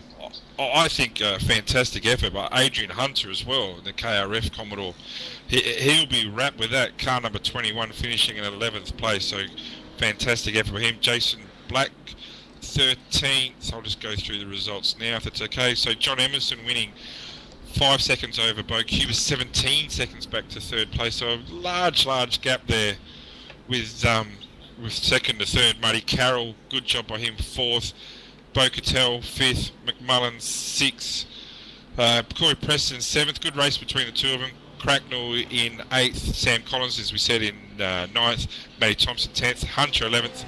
Jason Dixon, a really good comeback there, has to be said, from got pinned on turn 2, was down in last, so he's worked his way up really well up to 12th. Jason Black in the Evolution Racing Australia Commodore in 13th. Caleb Jordan in 14th.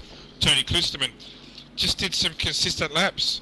Car number 22 came 15th. Clifton Cockrell, didn't see much of him in 16th. And then down to the lap cars where we had Fulcher. We saw his dramas, unfortunately, just popped that engine. Had to make a mandatory pit stop. And then down to our non-finishers, David Moore, Dale Nash, didn't see what happened to him, Ryan Shelton, Jason Quire, Brendan King had dramas, Aaron Hamilton, didn't see what happened to him, and Kevin Click, I think, got taken out on lap 1. So 24 runners, a fantastic race.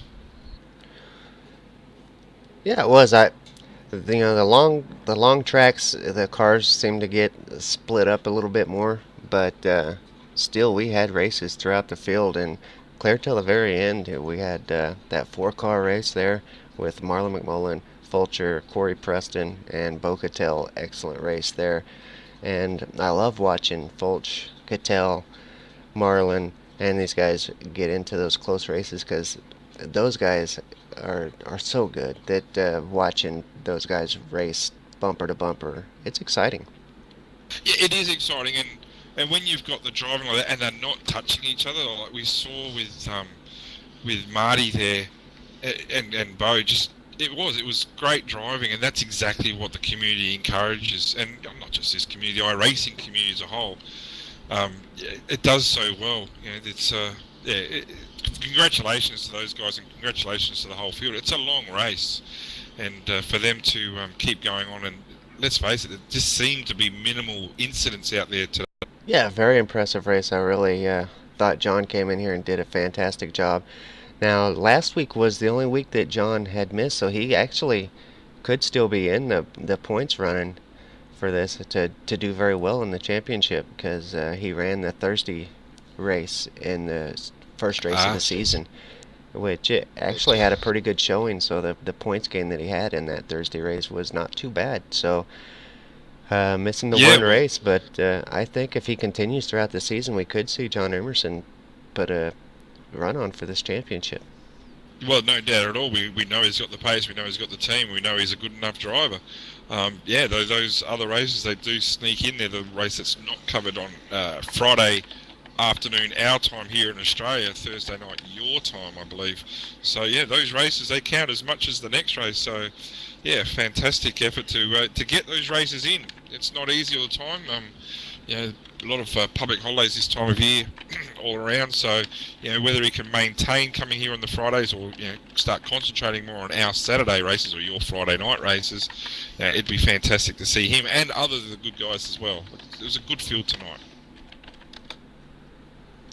It was an excellent field tonight, and a big field, 24 cars, three splits deep. That's fantastic, but it's it's becoming the norm here in the V8 Supercars America series, and I'm really enjoying it. Yeah, and it's as we said at the start of the broadcast, it's a series that seems to be getting stronger. There's going to be an announcement. I believe there's going to be a British Touring Car Championship with all the cars involved. That's going to be competition as time goes on for the V8s. But yeah, I can talk about the cars. I can talk about the races. I'll never say that I've claimed that to master these cars. But when you get a lap right, it's a bloody good feeling, and I don't think there's a better feeling on iRacing than getting a lap of these cars right compared to any other car, because these things are just a handful to drive. User joined your channel.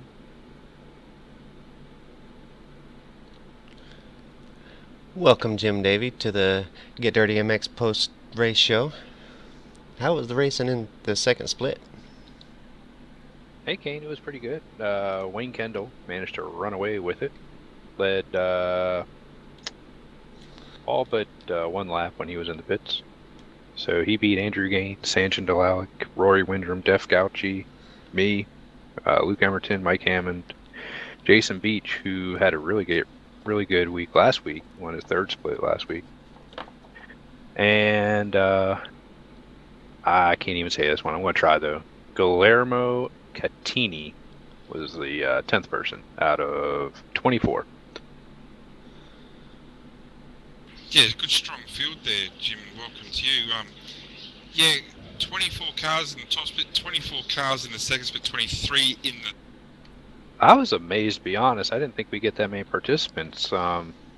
Normally, Road America is semi-popular, but not really good. It's not normally as popular as, say, Watkins or Bathurst or one of those, but I think the addition of the Ford with Holden, and it's really shot the interest up in the series, and it's just a great thing. And have we got any results from the third split at all, do we know? Yep, just pulled it up. It's I'm going to try. These are a lot of names I haven't seen before, so welcome to most of them. Paul Chetchui. I don't know. Paul, how about we call Paul. car number 6 Paul? Yeah. Good job, Paul, on the win. Joe Cervone was second. Christian Kendall, Danny Resser, Matthew Wilkins, Jeffrey Sharp, and Trevor Cameron were the top 10 there. It was another good field down there, too.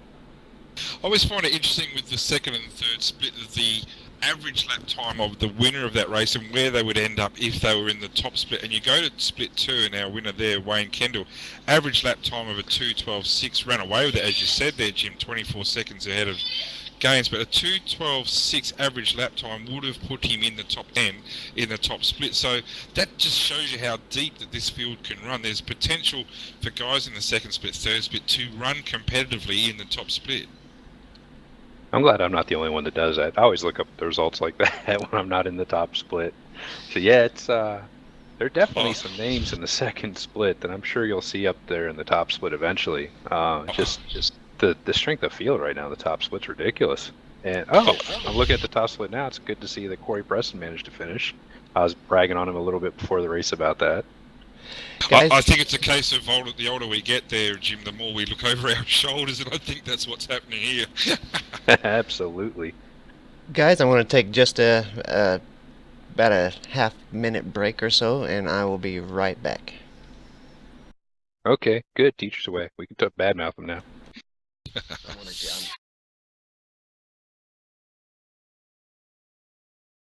Or we could change channel. Channel switched. User entered.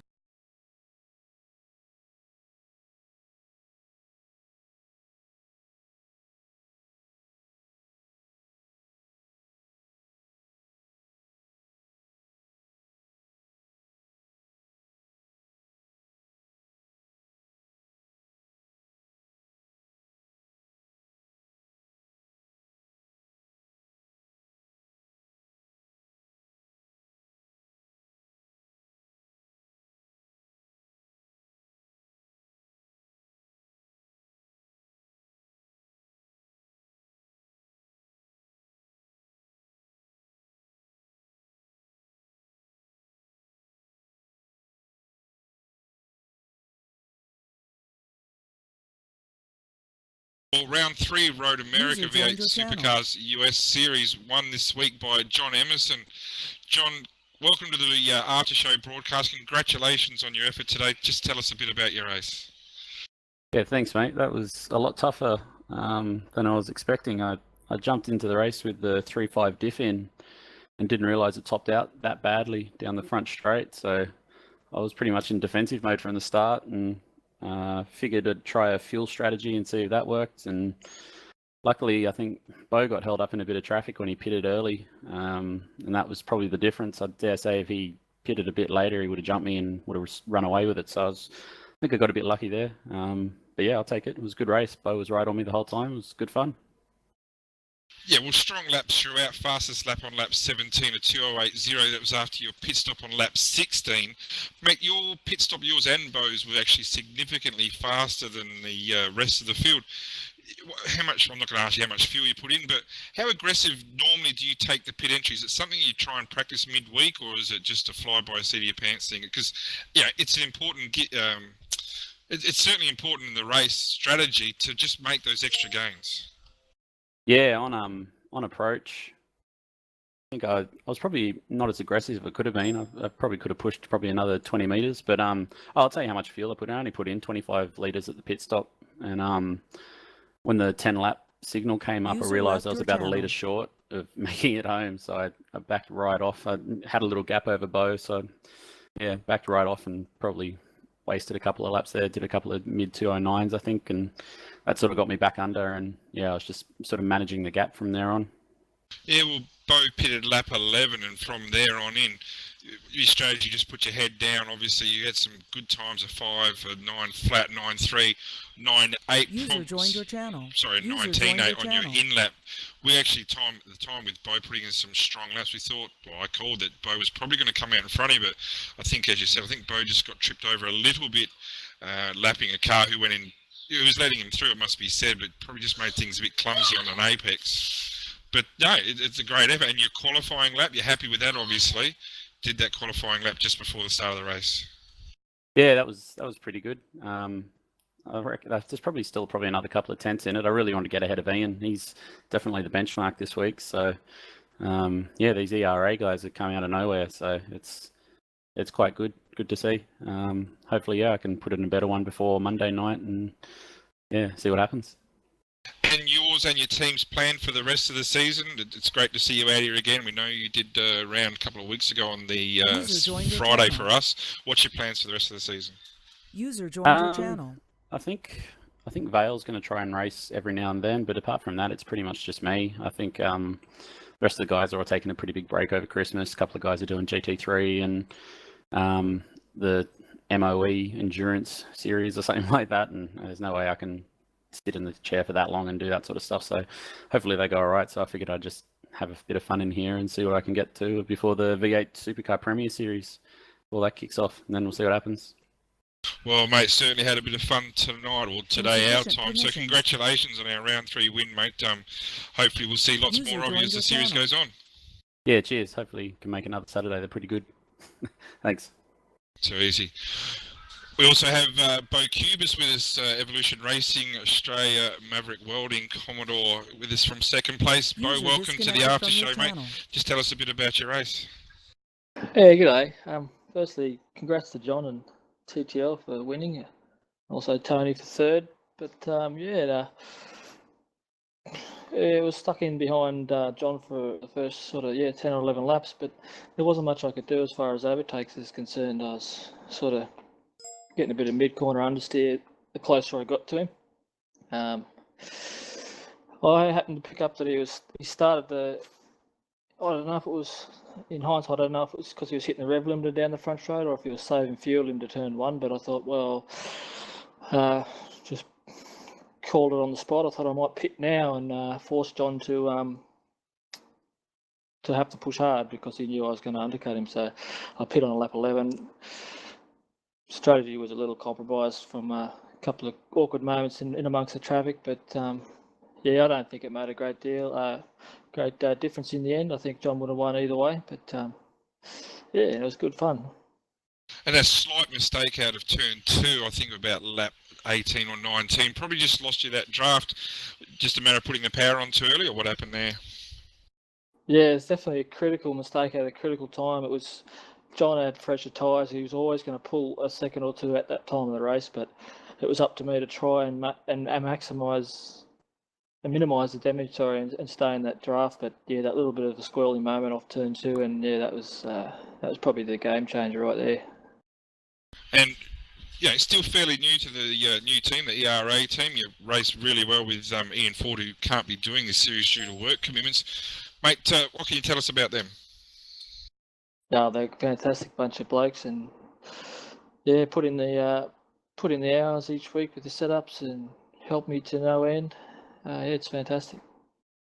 And your thoughts for the rest of the season? Is it something you're going to be able to try and stick with? I know you do a lot of racing, permitting on the weather outside the window, but what's your thoughts for the rest of the season? I'll try and make an appearance at least once a week to keep my participation up for the series.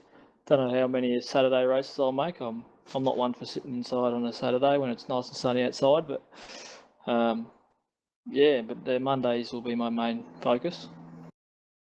Well, mate, congratulations on a good drive, has to be said. Started second on the grid, held that spot, and looked really racy. Yeah, as we said, just that small mistake probably just took you out of the draft of Emma in front of you. But, mate, congratulations on a top 2 position, and hopefully the rest of the season goes really well for you.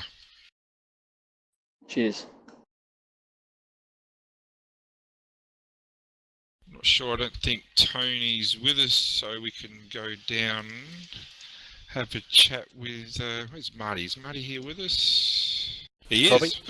Marty Carroll, welcome to the after show V8's from your channel. Online America series, mate. Congratulations, 4th position. Fantastic pit strategy, it has to be said. One that I didn't think was going to work out, but you made those positional changes with those 3 or 4 cars in front of you. You made it look really easy on those new tyres. Tell us a bit about your race.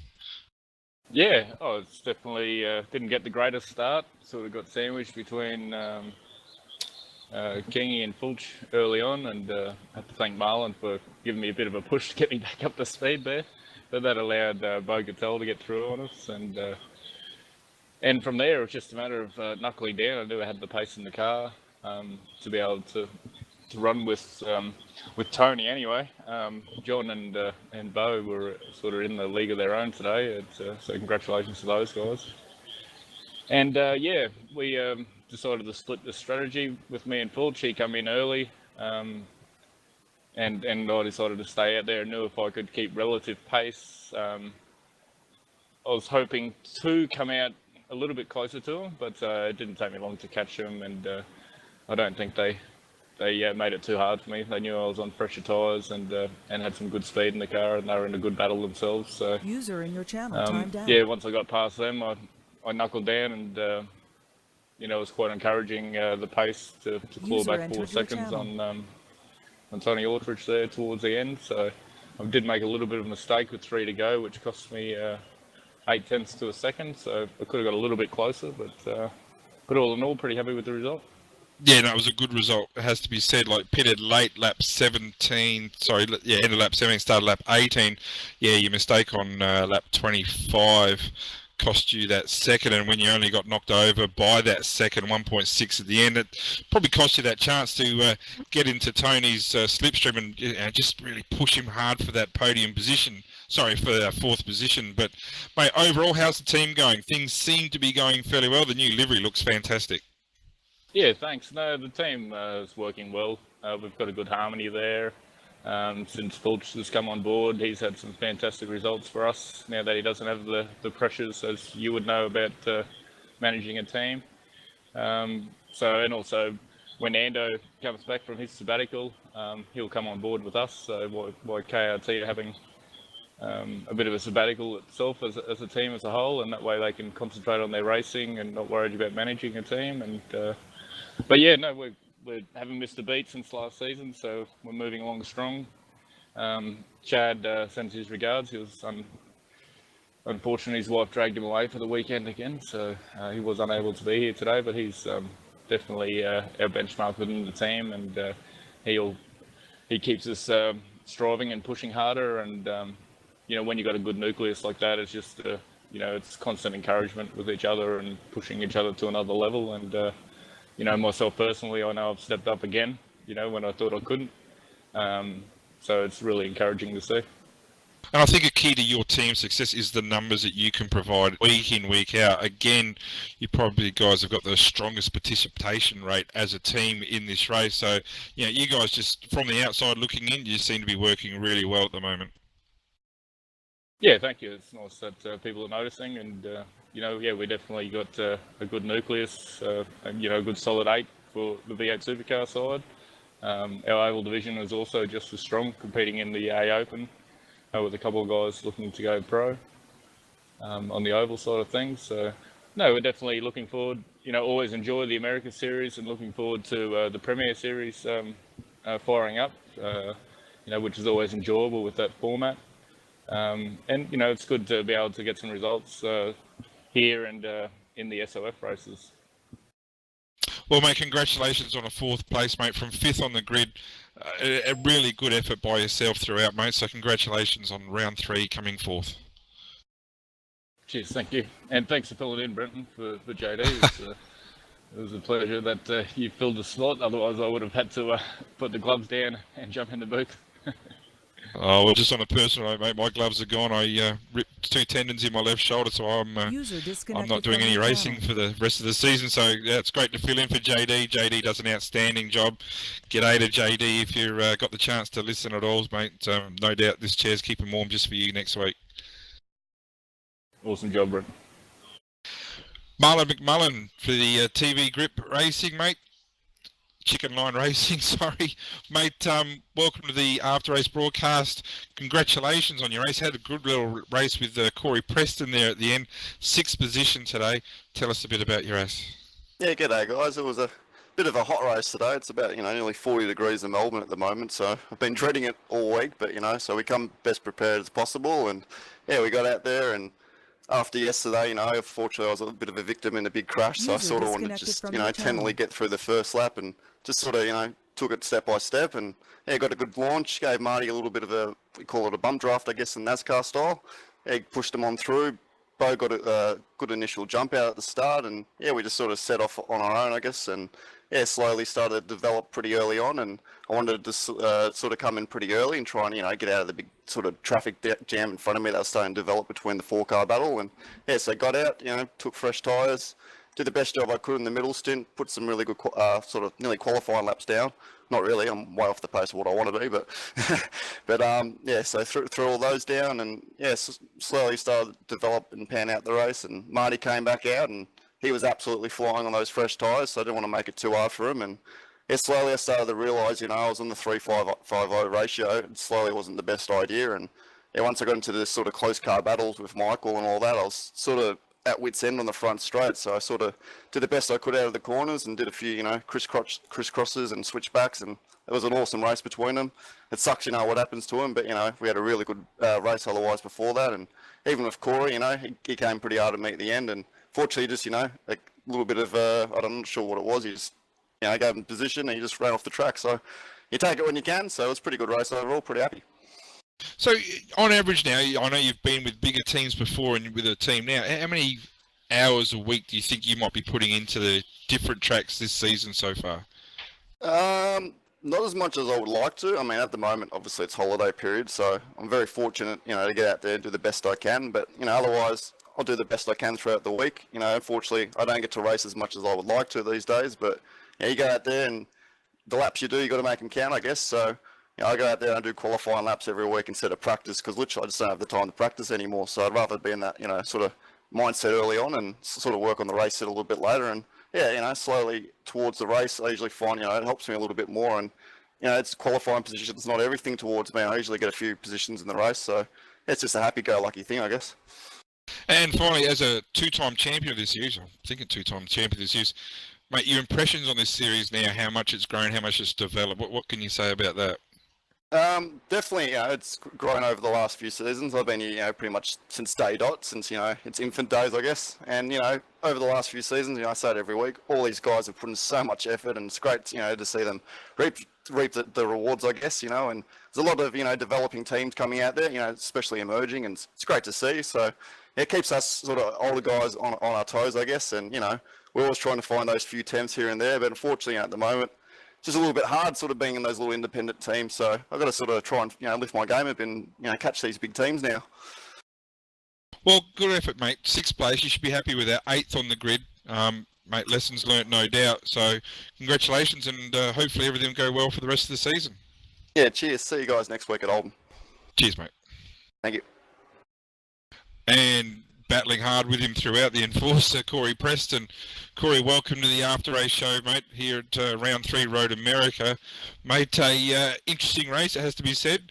A good, solid result. 7th on the grid, 7th in the race, couple of mistakes early. Little mistake probably might have cost you that chance with Marlon deep into the race. What can you tell us about that? Yeah, I wasn't the best of turn ones, was it? I mean, I'm going to have to go back there, pick up the pieces of all the STC cars that are lying on the ground, box them and call them STC Coco Crunch, I reckon. Lucky not to get out of turn 1 backwards, but yeah. I mean, it was just a bit of a racing accident, that one. You know, 3 into 1 doesn't really go, does it? But yeah, I just wiggled the car left or right on the straight that lap and see how good the steering was, and it was all fine. So I pressed on, and yeah, surprisingly, the car had really good pace. Like, as a race car, I didn't think it would be as good as it was.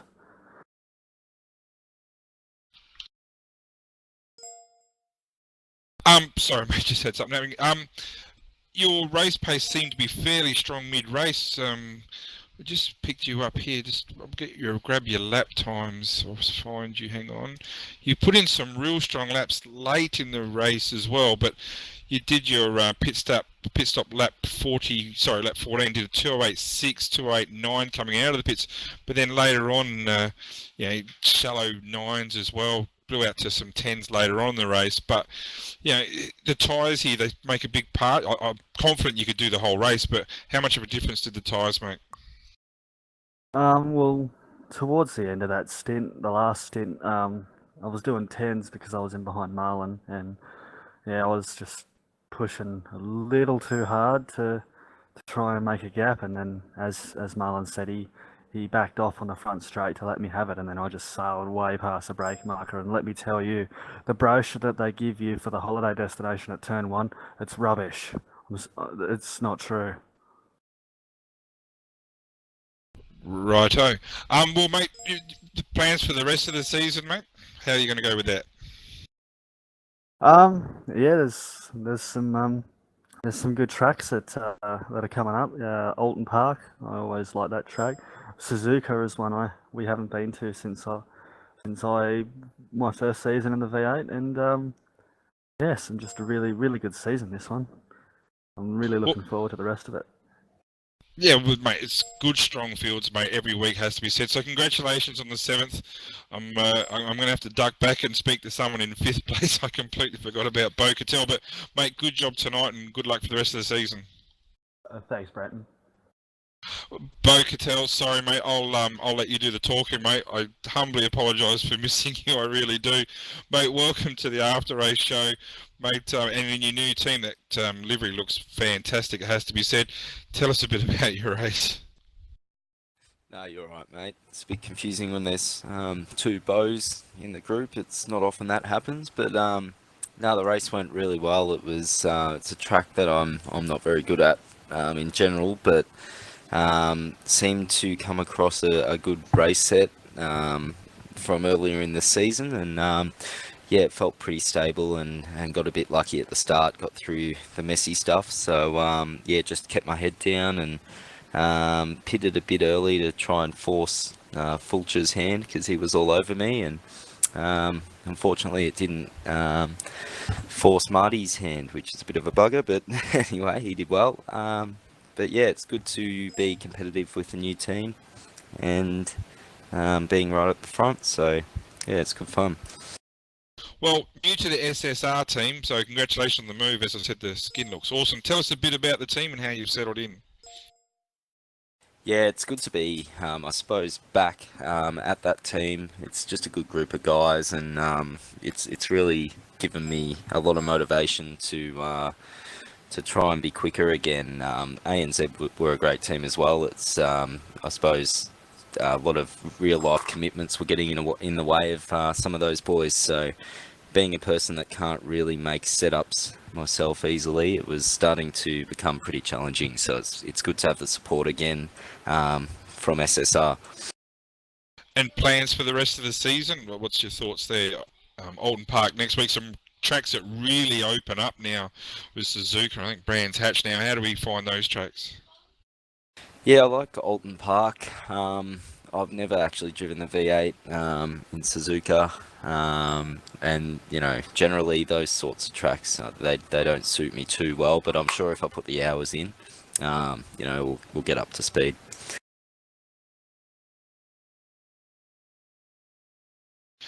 And sorry, mate, and your lap time tonight, your fast lap time early with a 2:09.2. As I think I was asking Marlon before, how much practice have you had a chance to do this week? With the Christmas and New Year's break, you had much chance to put some laps down?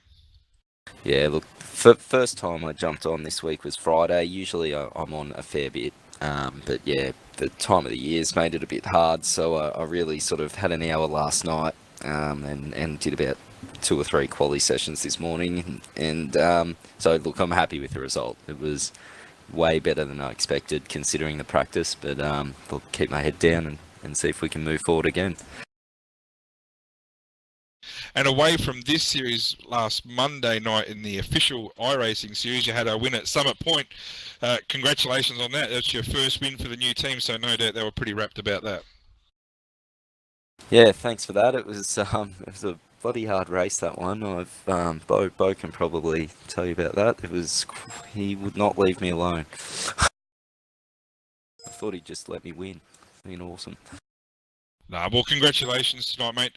Probably, yeah, a little bit of work to do as the week goes on, but mate, a solid result tonight, and yeah, still plenty more racing for the rest of this weekend. Thanks, Brenton. Good job for stepping in tonight too. I can't wait to watch the broadcast because where I was sitting, there was heaps of action. No, it's not quite to JD's level, mate, but we've tried to do our best to get by. So, good job tonight, mate. Thank you. I want to go over to Adrian Hunter now for Kimmy's Rural Fencing. I think this guy did a sensational job tonight. 17th on the grid at 2:09.6 in qualifying. This is a team, guys, Kimmy's Rural Fencing, run by Mark Noble. They've been around abouts for years now, let's be honest. Struggled last year, but they've done some great job recruiting some new guys. This is one of them. Adrian Hunter, welcome to the program. Oh, thanks, Brenton. Mate, tell us a bit about your race. Started deep down in 17th, up into 11th at the finish. Congratulations, well done. Yeah, thank you. Yeah, started 17th, but had an interesting turn too. I think Jason and Dale got together, and the traffic all backed up and ended up just rear-ending someone, so left me wrong-footed coming out of T2 down that back straight. I was slow as I just sat in the middle and prayed as everyone went past me. I think I was second last by the end of that, and from there I didn't get rammed, so I just slowly worked my way up the field and had a really good race from there. 11th my best finish in the America's race in the broadcast, so very happy. And Dean Prescott does a great job on those skins. Those cars look fantastic tonight. So just tell us a bit about the team, how you've settled in. It's a big team now. We know they're doing GT3 series as well, but on the V8 side of things, how's things going there? Yeah, the V8 side's going pretty well. There's a couple of us working through the dev series as well. Caleb Jordan and I are fairly close, and we're sharing our setups, and we're pretty close during the races as well. So it's good to have a teammate to sort of match your pace off. We're both, I mean, I'm only 3 or 4 months into this series. Really, from watching the V8's online broadcast is what brought me to iRacing in the first place. So it's really proud to be on the actual broadcast and doing so well. Yeah, no, fantastic. Have a mate, and your thoughts for the rest of the season? Alton Park next week. Have you had a chance to race there at all? Well, pretty much every track's new for me. This track I did last season, so I did fairly well in terms of how I did on the position, but everything else is new. Alton Park looks pretty scary, so I'll probably way back in 20th or so next week. Well, mate, congratulations on a good drive through the field, 17th up to a final 11th, mate. Seriously, it's a good job tonight. I was watching you quite a bit, mate. So hopefully the rest of the season will go really well for you. Great, thank you. Who we got? Jason Dixon. I can see the word Jason, so I'm going to have a guess and say it's Jason Dixon. Yes, that's me. Jace, welcome to the After the Race show. Mate, good qualifying position, no doubt, 9th position on the grid, taken out on lap 1, turn 2. What happened there in your words? It was a really messy start. I got off the line bad, so I got swamped by people. And I was a little bit too cautious because I saw Corey coming back onto the track and I had no idea where he was going to end up. And it sort of banked up people behind me again. And I eventually got spun around at turn 2, which put me back to last, and it was a hard-fought battle trying to get back through the pack. Yeah, it was a strong effort, mate. Are you in a team? Like, to be honest, I don't know the whole background here, but if you're running as a privateer or you're in a team? At the moment, I'm running as a privateer. Not sure what I'm going to do team-wise at this stage. Yeah, it looks like, just looking at the replay, I think it was, is that Dale Nash who just got into the side of you a little bit there? I think it was Dale. Yeah, I can't see now. Yeah. Well, that's obviously really messed up your race. But you showed some solid race pace throughout. You've obviously had a bit of time to hit the track and get a bit of practice in throughout the week. So, how many hours? And I've asked this of a few boys. How many hours do you think you might put in a week? Not normally as much as I did this week, but I had to learn the car of the future because I only did one race with it, and that was the start of last season. So I've had to learn the car, learn this track because I've never raced here before. So I've put in a bit this week, but yeah, mainly it was just learning the car and the track rather than setups. And I can see you driving that horrible, ugly, bloody Ford Falcon. Obviously, you're sticking with that instead of moving over to the Commodore? Yeah, well, I like to go quick. Well, mate, the rest of the season, how are we going to go there, do you think? You looking forward to it? Yeah, it's going to be a while until we get to a track I actually know. So, again, it's another full season of learning tracks, pretty much. So, hopefully I can be up the top half of the field again. Well, mate, starting 9th, finishing 12th, and then after coming, from the back after that turn 2 incident, mate, is a good job. And hopefully, as the season goes on, mate, we'll see some incident-free, strong performances to get you right up the nose. Yeah, let's hope. Let's hope I get another good top 5 like I have in the past. So, fingers crossed. Well, congratulations, mate, and hopefully, like I said, we'll see a lot more of you. Thanks, Brendan. Matty Thompson started last, didn't qualify at all. Hang on 2 secs, kids are playing up in the background. Started last, didn't put in a qualifying time. I don't think he's put many laps in this week. I think he's been away working or on holidays. Mate, Matty, welcome to the After Show from 24th on the grid up until top 10 in the race. An awesome performance in the Demidov Innovations. Evolution Racing Australia Commodore. Tell us a bit about your race. Well, I had no time to play this week. I did about 3 laps before the race. User joined no your qualifying. channel. And yeah, I guess I got a bit lucky. Well, you make your own luck to a point though, mate. So, mate, 10th place. Good setup. You're able to obviously obtain your setup from guys like Beau Cubis and Ian Ford and the rest of the team. So, being in a big team, I know you're only new to iRacing. What kind of advantage does that give you? A huge advantage. You jump on and I had no time to play and grab probably one of the best setups. And then, yeah, go for it. And tell us a bit about your iRacing history. I know you haven't been doing it long. How long exactly have you been doing this for? Top 10 tonight. You're fairly new in this, I think. I played a week before the V8, before the Holden come out. Sorry. So So you didn't do R Factor or anything else, or you straight into iRacing? Straight into iRacing. I race motorbikes. Bit different to this one, mate. To get in the top 10 in the top split, it just shows you, as we've talked before, Kane and I, the depth of this series. So for someone to just jump in, whatever it is, 8-9 weeks ago now, and to go from last on the grid up into a top 10 is, mate, congratulations to yourself. So that's a fantastic performance. Oh yeah, thank you. I wouldn't be able to do it without my team and the setups, so special thanks to them. Yeah, I was going to say, Ian and Beau. Yeah, well, that's the benefit of working in a team like that. So, mate, congratulations. I would imagine that from this week on, every week, like the same with Jason before you, and Adrian, every race you do from now on is a new track you're learning. Yeah, definitely. I've been lucky at the start of the season to have tracks I know, so it's going to be a learning curve from now on. And are we expecting to see you on most of these Friday nights in America or Saturday afternoons here in Australia? We're going to see see you here most weeks. Yeah, hopefully a bit more. Go back to work, so a bit of a usual weekend. So hopefully a bit more. Yeah.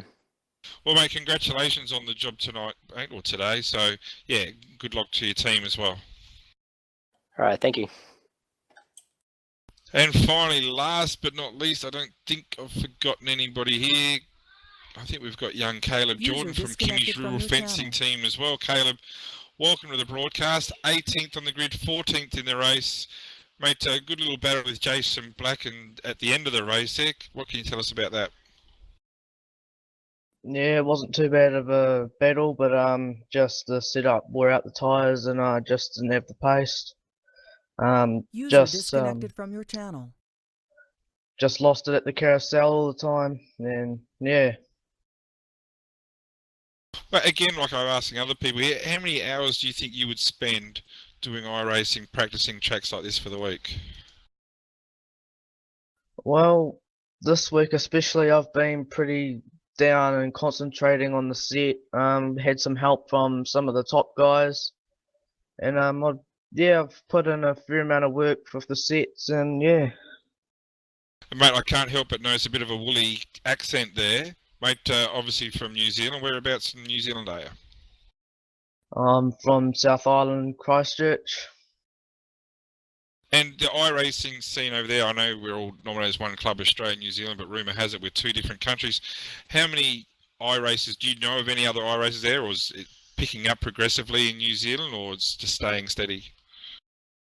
Yeah, I know of a few. Obviously Clifford, Brendan, and a couple other guys. And mate, your team that you've just settled into, Kimmy's Rural Fencing, what can you tell us about them? They've done a pretty good job, it has to be said.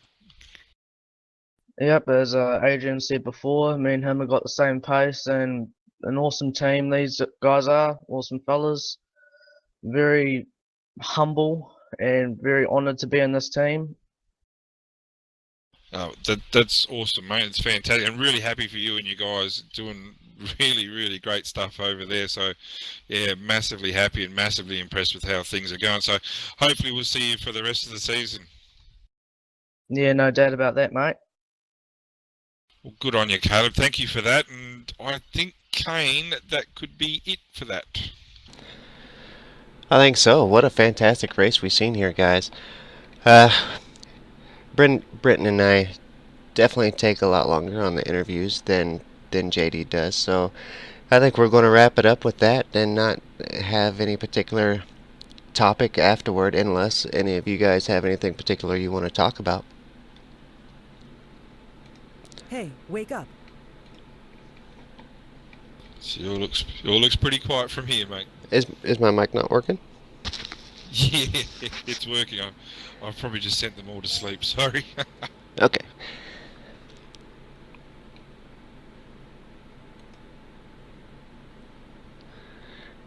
I think Corey's got something for us, so give him a second. I hope it's not a joke. It was a joke. Alright, well, thanks guys for joining us for the Get Dirty MX post-race show and coming in for some interviews. Fantastic job tonight, Britton. I couldn't have done it without you. You did it.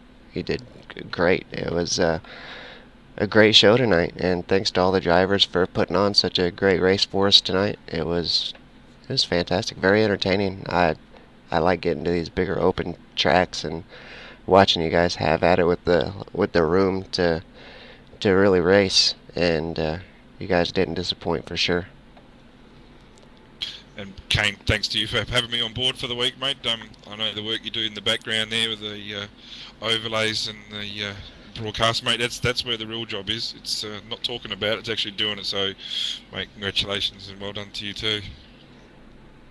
I do want to mention that, as I mentioned earlier, with the upgrades and stuff, I had to reload everything this afternoon and last night, and for some reason TeamSpeak will not shut that lady's voice off no matter how many times I click it. So as you watch the broadcast back tonight, you're going to hear the annoying lady letting us know that every time somebody joined and left and all that. So I don't know why she wouldn't stop, but I think the TeamSpeak has to be rebooted in order for her to stop, so I couldn't do that, otherwise we would have lost our broadcast. But other than that, I think it was a fantastic show, Brenton. I think you did a fantastic job. I really appreciate you standing in for JD today. And yeah, what a fantastic race. And if only we could just reboot a woman every time to get them to stop talking. Wow. We'll have to work on that. That could work. I'll let you go, Kane. Good job. Well, thanks everybody for joining and watching the broadcast. You can join us again Tuesday as we get back to the NASCAR Pro Series. JD and I will return to the NASCAR scene on Tuesday at 8 o'clock Central, 9 o'clock Eastern, and that's right around the same time that the America Series race is for you Australian folk. So in the afternoon time, or early afternoon, and then you can join us next Friday as we get back to V8 Supercars America's stuff, the bigger tracks, as we continue on race 4 of the V8 Supercars America series. Thank you everybody for joining us, and we will see you next week.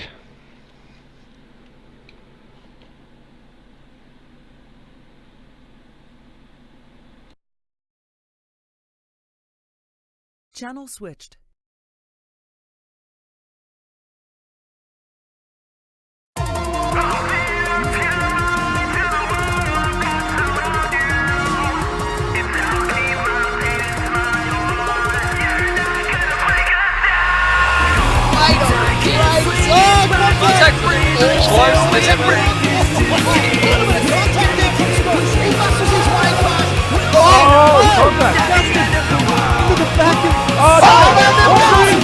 Muggleton just has to cross over this crest.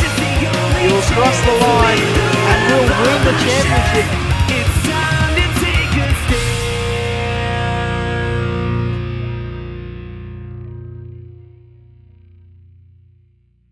User left.